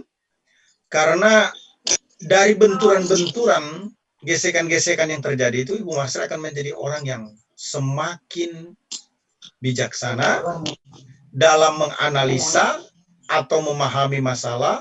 Bukan hanya itu, tetapi akan semakin menjadi dewasa. Jadi proses pendewasaan itu memang tidak bisa didapat dalam waktu yang singkat. Yang kedua, semakin besar, semakin susah, semakin sulit sarana media yang Tuhan pakai untuk mendewasakan kita, maka nilai atau value daripada kualitas kerohanian kita juga semakin tinggi. Jadi, kalau kekurangan, kelemahan, atau kekecewaan yang terlihat sekarang ataupun juga beberapa waktu belakangan ini justru terlihat dari pemimpin-pemimpin gereja, menurut hemat saya tidak mensyukuri hamba Tuhan atau pendeta yang melakukan itu, tidak bermaksud begitu, tetapi Tuhan sedang membawa pada satu kehidupan atau satu dimensi yang real, ya, yang real, satu kenyataan, satu kondisi yang tidak bisa dipungkiri bahwa pemimpin rohani juga manusia. Dan memang menurut hemat saya kita tidak boleh menghakimi, tetapi kita perlu mendoakan. Kalaupun bisa menyampaikan, ya puji Tuhan. Kalau ada sarana media akan hal tersebut. Nah, yang menariknya adalah memang Alkitab tidak pernah menjelaskan dan tidak pernah memberikan dukungan satupun ayat bahwa pondasi keberimanan kita itu dibangun di atas dasar lain kecuali Yesus Kristus. Kalau kita perhatikan 1 Korintus 3 ya, itu dikatakan pondasi ataupun tukos penyebab daripada satu bangunan berdiri.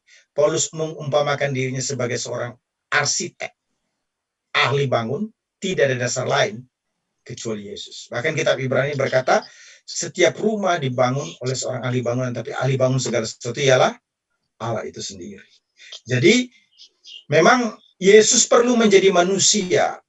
Tujuan selain dia menjadi juru selamat, ingin menampilkan bahwa memang tidak ada pribadi yang sempurna kecuali Yesus itu sendiri. Tidak ada pribadi yang lebih baik, yang dapat dijadikan patokan, teladan, yang bisa kita ketahui kecuali Yesus Kristus itu sendiri. Bahasa sederhananya, pahamilah, tidak ada manusia yang perfect. Semua manusia punya kekurangan, kelemahan. Ini menggiring kita untuk selalu datang dan melihat kepada pribadi Yesus. Yang kedua, pahamilah bahwa itu proses yang harus dilewati, yang tidak boleh dihindari, supaya kita menjadi semakin dewasa. Yang ketiga, jangan sampai ada akar pahit kebencian di dalam hati, karena kita pun sesungguhnya sebagai manusia yang terluka adalah orang yang juga tidak sempurna. Terima kasih, Tuhan memberkati Bu Marcel. Terima kasih. Ya, terima kasih Bu Marcel. Dr. Anas tadi tentang seorang wanita yang pendarahan 12 tahun dan Tuhan Yesus membangkitkan anak perempuan Yairus. Bapak Ibu yang ingin bertanya, ada Pak Jena, barangkali Pak Jena sudah siap-siap, atau Pak Andre, atau Ibu Wani, Ibu Jessica, silakan. Ada Ibu Berta. Tentang, ya silakan. Oke. Salam Pak Hanas. Shalom, Terima kasih Bu Berta. atas pesannya, luar biasa padat dan juga terjawab semuanya gitu. Cuman yang menjadi pertanyaan buat saya adalah apakah kematian itu bukan suatu mujizat? Sebentar Pak, jangan jawab dulu. Kurang keras. Apakah kematian itu bukan suatu mujizat juga? Itu pertanyaan pertama. Kenapa saya tanyakan ini? Karena pernah satu kali di tahun sekitar 2005 itu saya dikasih penglihatan tentang 3 orang. 3 orang ini, 2 om saya, 1 bibi saya. 2 paman saya, 1 bibi saya, dan saat itu saya baru saja selesai sekolah Alkitab dan baru saja ditahbiskan. Nah, lantas saya berangkat ke Medan. Sebenarnya saya juga tidak tahu tujuan saya ke sana, tapi karena saya diberikan tiket untuk sekeluarga, saya pergi ke sana. Tapi kemudian sampai di sana saya mendapatkan penglihatan itu. Setiap hari Jumat, satu persatu dari paman dan bibi saya ini meninggal. Dan saat itu saya diberikan kesempatan oleh Tuhan untuk melayani mereka satu persatu, karena mereka masih betul-betul terikat dengan adat istiadat sebagai orang Karo. Dan kekristenan mereka begitu dangkal. Saya memang sangat suka dengan Mazmur 139, antara lain di situ dikatakan di dalam ayat 8, dikatakan bagian B, jika aku menaruh tempat tidurku di dunia orang mati, di situ pun engkau. Jadi aku bangga punya Tuhan karena dia tidak pernah meninggalkan sekalipun di dalam kematian, begitu. Nah, kemudian satu persatu setiap hari Jumat saya membimbing paman saya. Pertama paman saya meninggal. Waktu itu dia punya kepahitan yang sangat besar karena kepahitan terhadap gereja, karena istrinya meninggal akibat aborsi, dan gereja tidak mau melakukan pemberkatan pelepasan, gitu ya. Pelepasan artinya penguburan. Lantas di situ saya membimbing dia untuk melepaskan segala kepahitannya itu. Namun saya mendapatkan penglihatan bahwa dia memang akan meninggal. Waktu itu saya berkata kepada paman saya ini bahwa bersiaplah karena Tuhan datang untuk menjemput paman, gitu ya. Lantas seluruh keluarga marah sama saya karena mereka ingin kesembuhan. Tapi saat itu Tuhan bicara kesembuhannya bukan di dunia, tapi kesembuhannya di dalam surga, begitu. Nah, begitu pun teman kedua dan bibi saya. Nah, tapi semuanya ini terikat dengan kepahitan, permasalahan keluarga, harta warisan, dan yang lain sebagainya. Tapi puji saat mereka pulang satu persatu kepada Tuhan, mereka sudah Kristus. Nah, itulah makanya saya pertanyakan, Pak, apakah kematian juga adalah suatu jalan menuju mujizat? Itu saja, Pak. Ya, terima kasih Ibu Berta. Masih kresek-kresek ya. Oh iya. Ya, terima kasih. Terima kasih Ibu Berta. Ya, saya mempercayai bahwa kematian juga merupakan mujizat. Namun teks ini secara khusus dijelaskan bahwa Yairus sebagai kepala rumah ibadat itu sangat mengharapkan putrinya masih bisa hidup. Jadi waktu itu ceritanya putrinya baru saja meninggal. Ya, wajar kalau Yairus ini mengharapkan putrinya itu yang masih muda bisa hidup kembali, dan Kristus berkenan untuk melakukan itu. Nah, case yang kedua, saya ingin bersaksi juga dalam kesempatan ini adalah nenek saya di Toraja itu tidak bisa mati-mati. Jadi tidak bisa mati-mati, sudah sakit, sekarang tidak bisa mati-mati, gitu ya, tidak bisa mati-mati.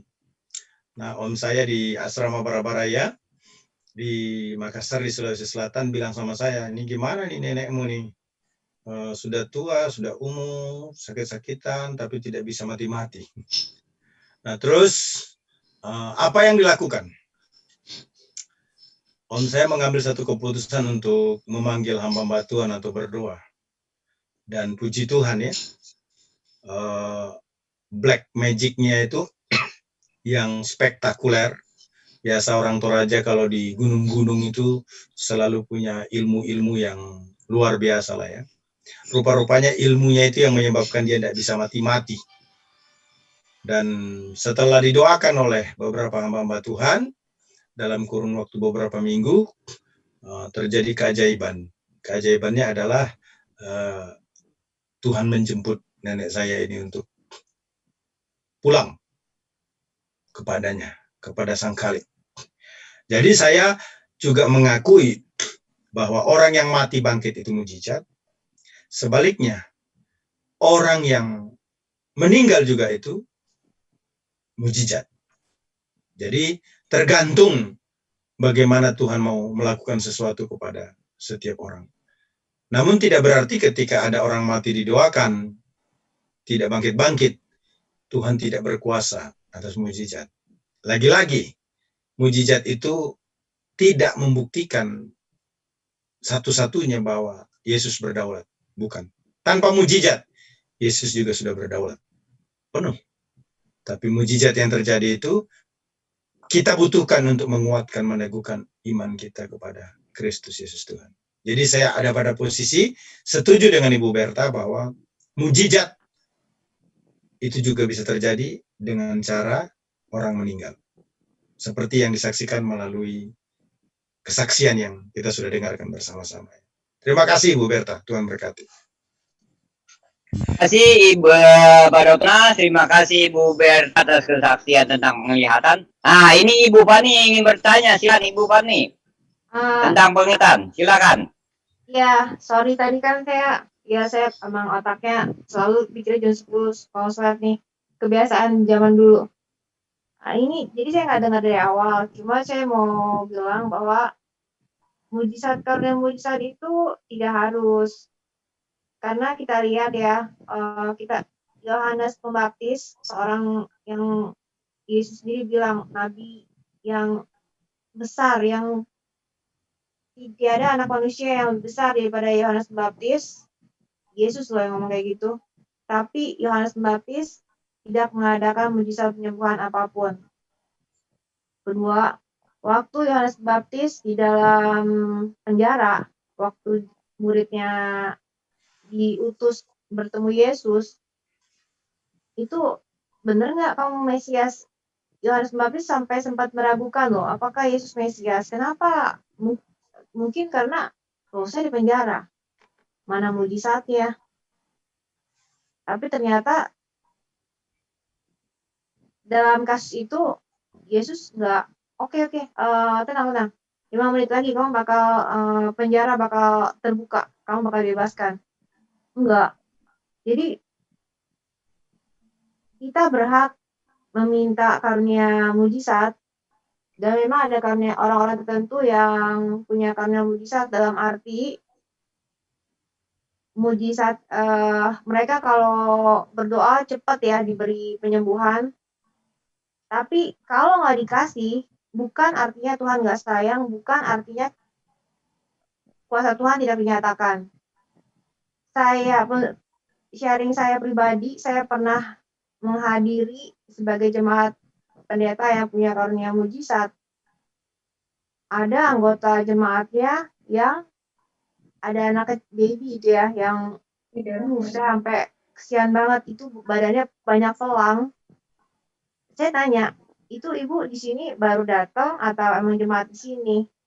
Memang jemaat di situ, kalau menurut ibu itu. Jadi karunia mujizat memang ada, saya percaya, tapi tidak harus. Itu Tuhan mengaruniakan segala karunia itu melihat sikon. Kalau kita nggak dapat mujizat, bukan artinya kesembuhan ya, bukan artinya Tuhan nggak sayang, tapi memang Tuhan mau pakai cara lain. Misalnya kita berharap terus, Tuhan, saya mau dapat mujizat. Sementara kita bisa jadi mujizat buat orang lain. Misalnya ada orang kaya yang duitnya lebih dari cukup buat bayarin rumah sakit sekota misalnya. Itu dia nggak perlu mengandalkan mujizat kesembuhan dari Tuhan. Dia bisa jadi mujizat buat kota itu. Jadi di mana kita bisa bertindak, nggak perlu terus mengharapkan mujizat dari Tuhan. Jadi Tuhan bekerja situasional gitu, saya percaya seperti itu. Tidak, hal yang berlaku buat seseorang tidak harus berlaku buat orang yang lain. Setiap orang punya talenta dan karunia masing-masing. Seperti itu. Terus buat Ibu Marcel, saya pikir setiap orang bebas ya. Maksudnya kalau Ibu Marcel merasa, wah saya digesek-gesek sampai hati saya sampai nggak bisa, sampai waduh, ke gereja bukannya mendapat berkat tapi malah jadi toksik, malah beracun. Saya pikir itu harus didoakan ya. Karena Tuhan memang bilang mengampuni, kita harus mengampuni dan maafkan, tapi Tuhan nggak bilang kita harus terus menyakiti hati kita sendiri. Maksudnya, saya percaya bahwa orang-orang toksik dalam hidup kita memang kita boleh jauhin. Bukan artinya kita membenci mereka, kita tidak boleh membenci, kita harus mengampuni, tapi kita berhak menjaga hati kita dengan cara jangan terlalu dekat. Demikian.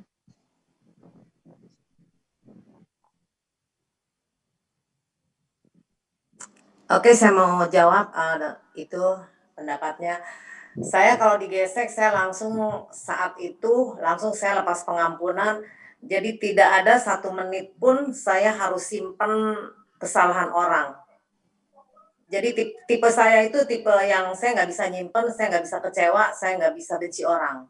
Jadi saya selalu lepas pengampunan. Cuman yang jadi pertanyaan saya kan, kenapa seorang gembala atau seorang pendeta tapi masih suka korslet, itu aja sih. Oke, makasih.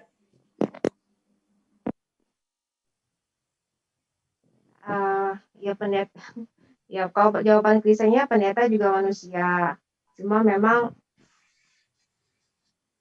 ya makanya saya sarankan Bu Marcel untuk bertemu dengan gereja yang tepat itu, bahkan untuk cari pembantu pun misalnya dalam ngomong kasarnya, kita mesti doa gitu loh. Apalagi cari gereja. Untuk hal-hal kecil saya percaya ya, Tuhan tidak pernah merasa terlalu sibuk untuk melakukan hal-hal kecil buat kita. Apalagi memilihkan gereja yang tepat untuk kita bertumbuh. Setiap pendeta pasti ada fase-fasenya ya, dibentuk Tuhan. Bertumbuh ke arah yang ideal. Itu kan seorang pendeta harus lemah lembut, sabar, penuh hikmat, bla bla bla, yang seperti di Titus ya, nggak salah. Nah, ya tapi kita nggak bisa pungkirin ya bahwa banyak orang masuk STT yang menjadikan gelar hamba Tuhan sebagai profesi, bukan sebagai pelayanan. Jadi motivasi orang masuk STT beda-beda. Ada yang memang pure panggilan, ada yang memang berasa itu jabatan yang kehormatan, ada juga yang ada lagi lebih sedih lagi karena nggak terima di mana-mana akhirnya masuk STT. Ya orang bisa, ya maksudnya setiap orang bisa bikin gereja. Bahkan Paulus bilang, nggak apa, apapun motivasinya, yang penting firman Tuhan diberitakan. Jadi, ya balik lagi, kalau ya Ibu Marsha doa aja gitu loh. Memang nggak ada orang yang sempurna, makanya Ibu Marsha berdoa aja supaya kalau emang di situ tempat Bu Marsha ya supaya Bu Marsha bisa jadi berkat malah di situ maksudnya jadi garam buat pendeta itu, atau kalau misalnya mungkin Bu Marcel malah sebenarnya dibutuhkan atau bisa lebih bertumbuh di gereja yang lain, yaitu mesti didoakan. Ya, begitu Marcel.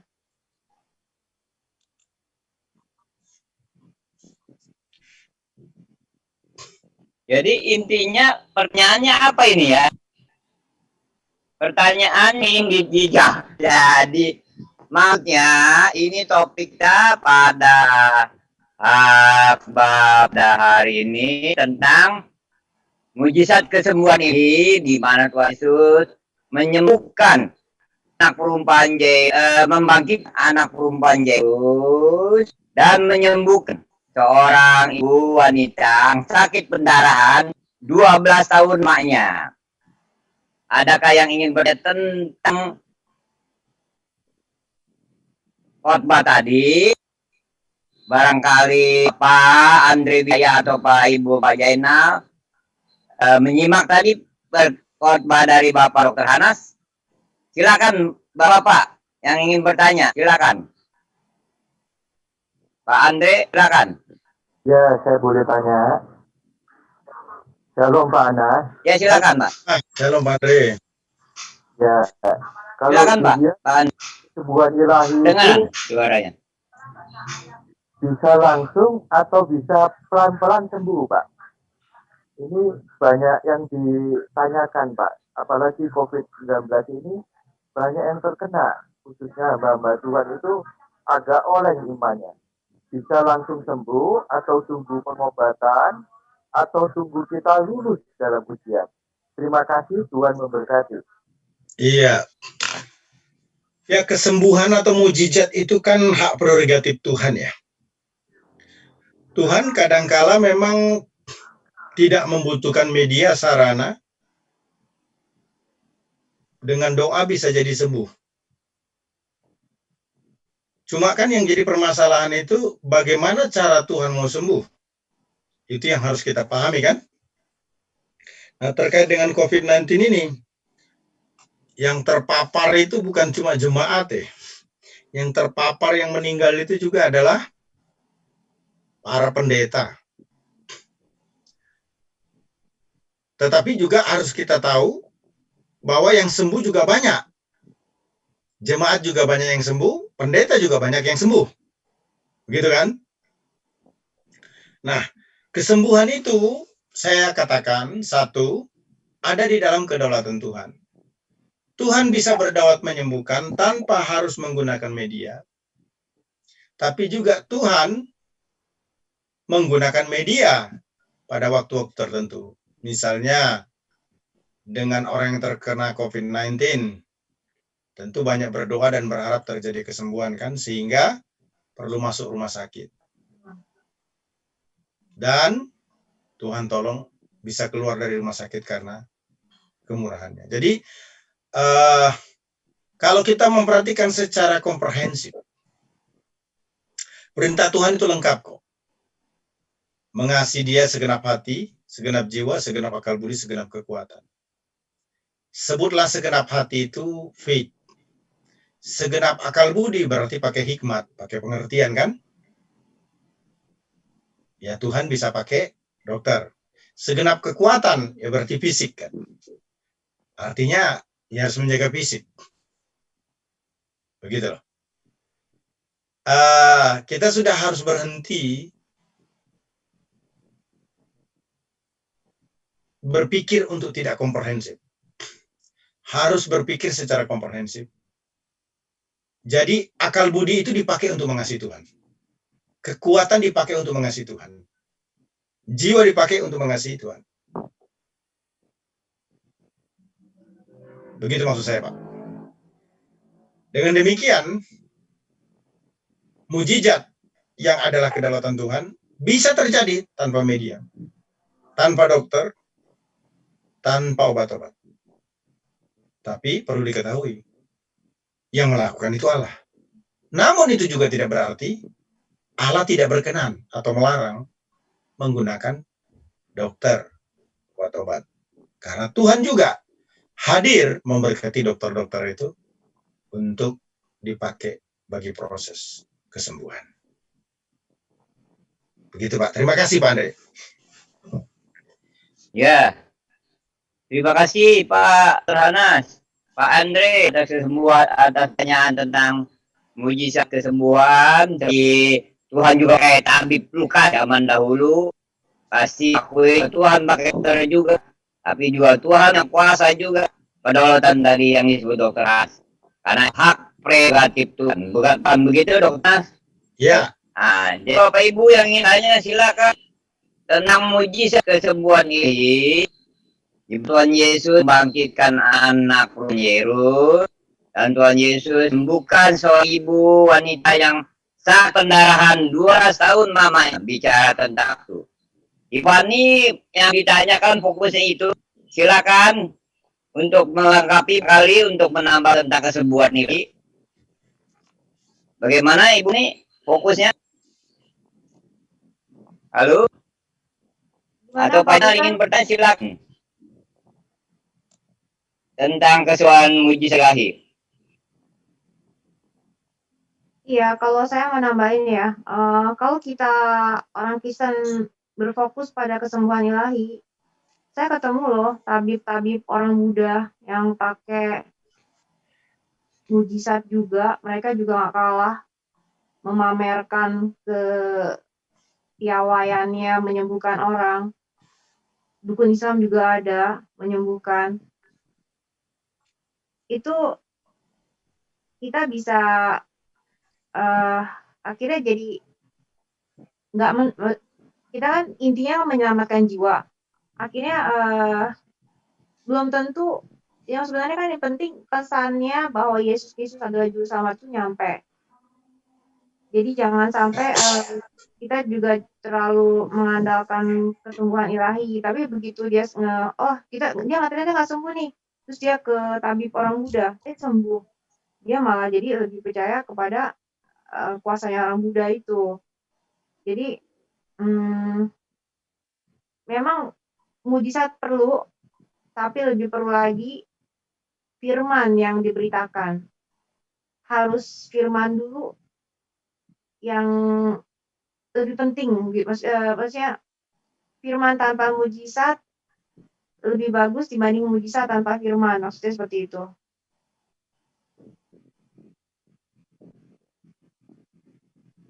Ya, jadi pertanyaannya apa yang mau ditanyakan gitu, Ibu Fani? Saya nggak nanya sih, saya kasih. Yang mau ditanya tentang mujizat kesembuhan ilahi. Saya tidak. Gimana Yesus membangkitkan anak perempuan Yairus, dan Tuhan Yesus menyembuhkan seorang perempuan yang sakit pendarahan 12 tahun namanya. Pertanyaan apa tuh, Bu Fani, supaya kita bisa menyimak sedikit? Enggak sih, saya tidak bertanya sih, saya cuma memberikan pendapat. Sebab mengenai mujizat. Memberikan pendapat, opini, opinion. Oke, terima kasih Ibu Fani atas opininya. Kembali ada yang bertanya, Pak. Mungkin sebentar. Pesan ilahi, mujizat ilahi. Pak Peter, saya kasih komentar sebentar. Kedengaran suaranya ya? Kedengaran? Ya, kedengaran, ya. Jadi pengertian mujizat ini dalam arti yang luas, bukan mencakup kesembuhan ilahi saja, tapi iman dan pengharapan gitu. Jadi orang yang berpikir positif memiliki iman dan pengharapan. Nah, iman dan pengharapan ini disebut memimpikan ada satu kuasa ilahi yang disebut mujizat itu dalam setiap aspek kehidupan ya. Tidak cukup dengan kesembuhan ilahi saja, tapi dalam setiap kebutuhan hidup yang secara akal, nalar, tidak terlaksana, tapi bersama kuasa Roh Kudus terlaksana.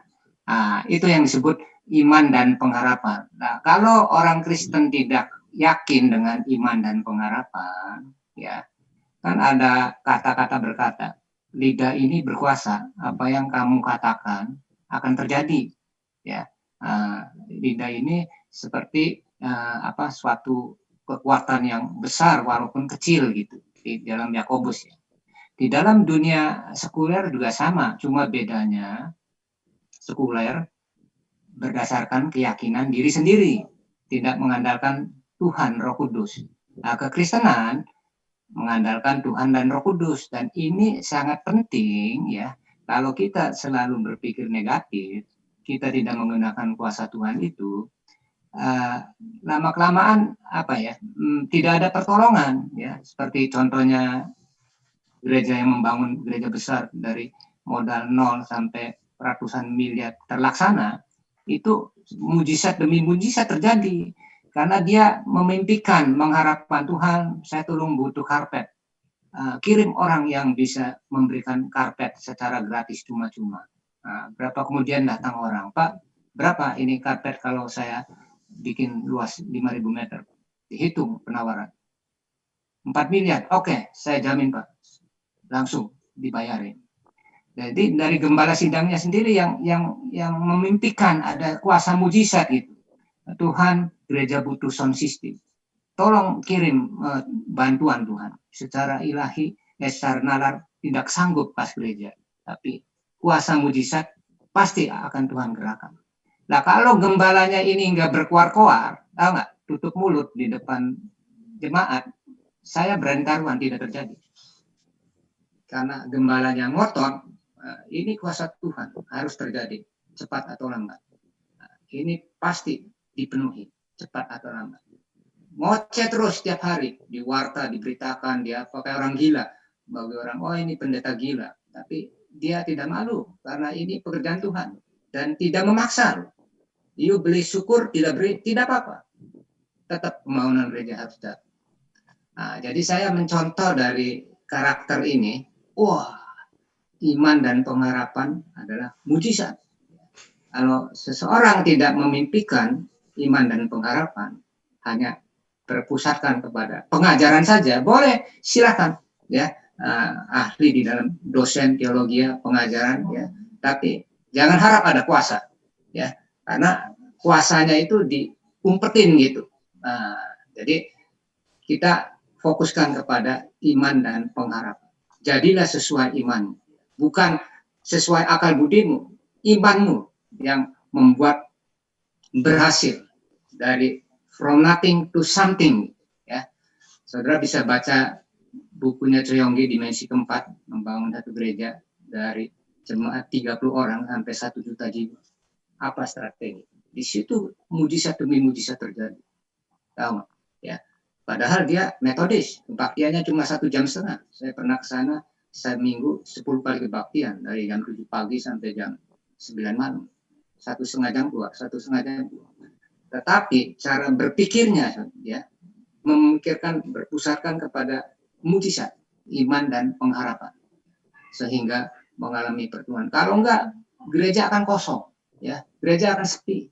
Tapi dengan adanya kuasa ilahi, ya, baik pengajaran, pujian, penyembahan, serta kuasa-kuasa ilahinya yang terbukti, orang akan berbondong-bondong. Itu Pak Peter, ya. Lanjutkan Pak Peter. Terima kasih Pak Dr. Gunadi atas testimoninya bahwa iman dan pengharapan juga bekerja sama, iman dan perbuatan bekerja bersama-sama. Jadi sebelum cara selesai, tanya jawab. Barangkali Ibu ingin menyanyi sebuah lagu sebelum begitu Pak Gunadi, ya.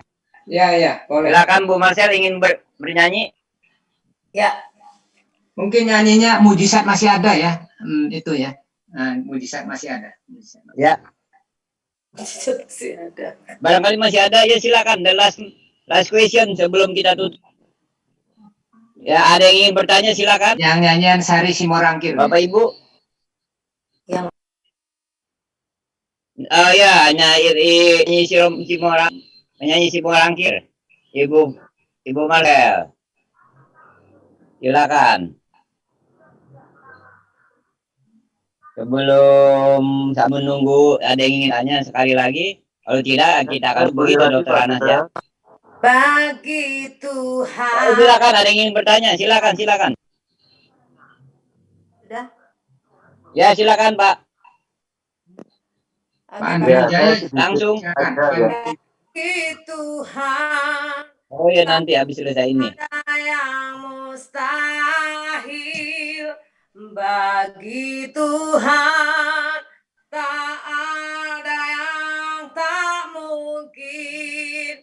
Mujizatnya disediakan bagiku, ku diangkat dan dipulihkannya.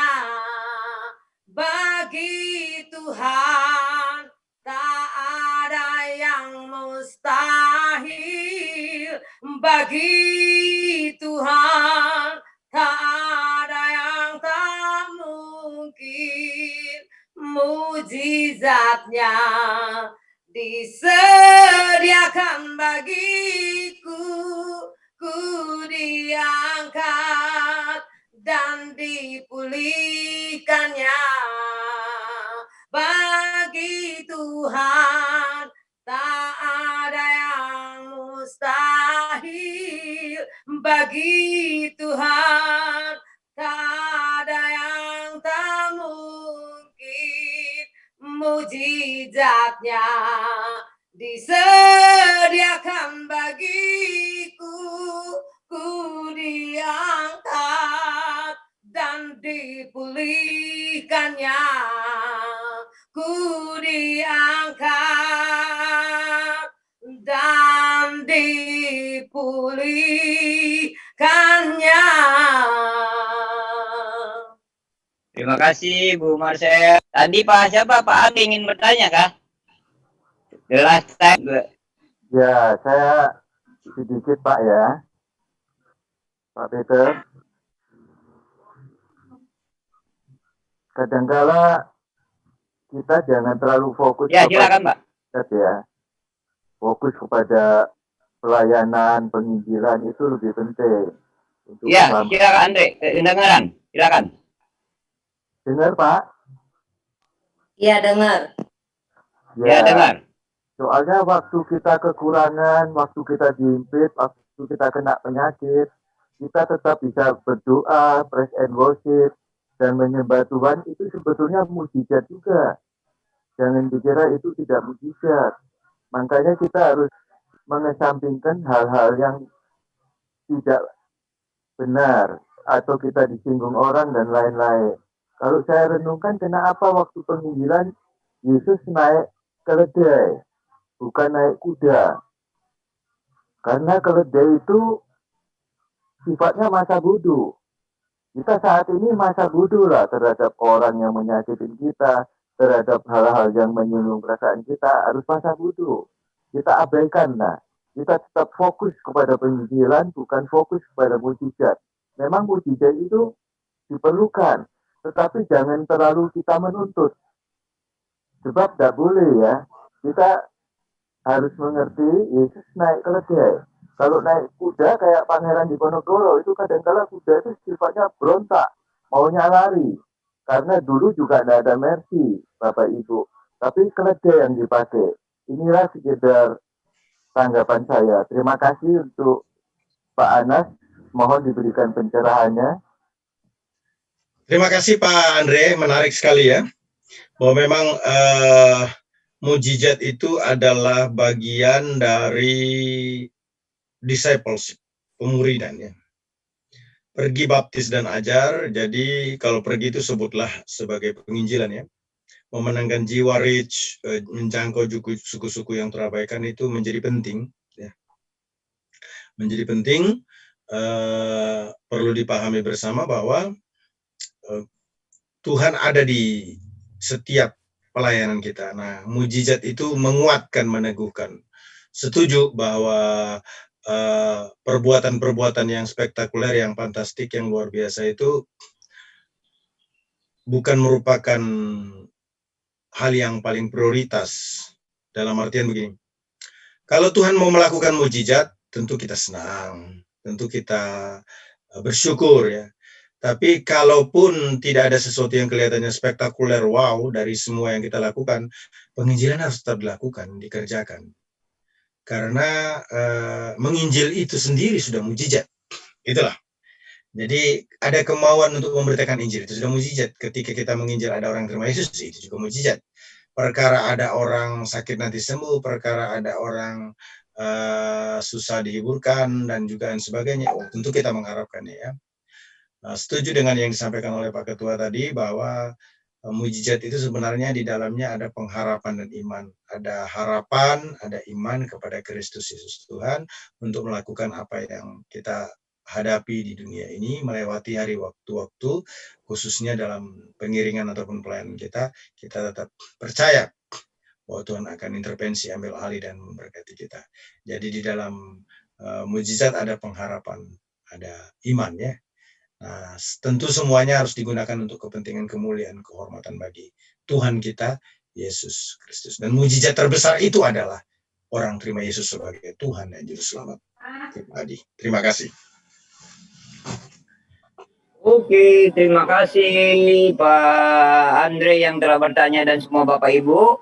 Karena waktu telah usai, the last time, the last minute. Begitu Pak Dr. Hanas? Ya. Ya Pak Gunadi? Ya. Ya. Oke, nanti umumkan aja minggu depan Pak Peter siapa yang mau bersaksi. Daftar dulu ya. Oke. Bapak Ibu yang ingin bersaksi, minggu depan silakan tentang kesembuhan ilahi, kesembuhan mujizat dari Tuhan. Silakan langsung ingin bersaksi. Jadi bisa langsung bersaksi tentang keadaan keluarga, keadaan diri pribadi, maupun pertolongan Tuhan. Demikian Bapak Ibu Saudara sekalian, sebelum acara ditutup, ibadah Ginosko yang digembalai oleh Bapak Rep Dr. Gunadi yang juga adalah Ketua Umum Sinode CMC telah usai. Begitu nanti malam juga akan ada session tentang Tritunggal yang dibawakan juga oleh Dr. Hanas. Begitu ya Pak Dr. Hanas, jam 7 malam. Terima kasih. Oke. Ibadah Ginosko telah usai. Ya, akan ditutup dengan doa, begitu Pak Gunadi? Iya, silakan. Oke, mari Bapak Ibu kita akan dengan Pak Gunadi akan menutup dalam doa. Silakan Pak. Bapa dalam surga, Allah yang kami sembah dalam nama Yesus Kristus, kami bersyukur Tuhan bahwa kami sudah dicerahkan dengan firman-Mu yang membuat kita terbuka bahwa di dalam mengarungi hidup ini ada satu kuasa supranatural yang melampaui akal dan pikiran kita, yang semuanya ini berasal dari Tuhan Yesus Kristus. Kiranya Roh Kudus memberikan urapan pada hamba-Mu dan kepada kita sekalian supaya semakin kuat dan semakin bertumbuh di dalam iman kita menuju kedewasaan kepada Yesus Kristus. Sekarang pulanglah dengan angkat kedua tangan kita, pulanglah dengan berkat Allah Bapa, kasih karunia di Tuhan Yesus Kristus, persekutuan dengan Roh Kudus menyertai saudara dan saya. Mulai saat ini sampai Maranatha. Semua katakan amin. Amin. Amin. Oke. Sampai ketemu semuanya. Salam. Terima kasih. Jam 7 malam ya. Kita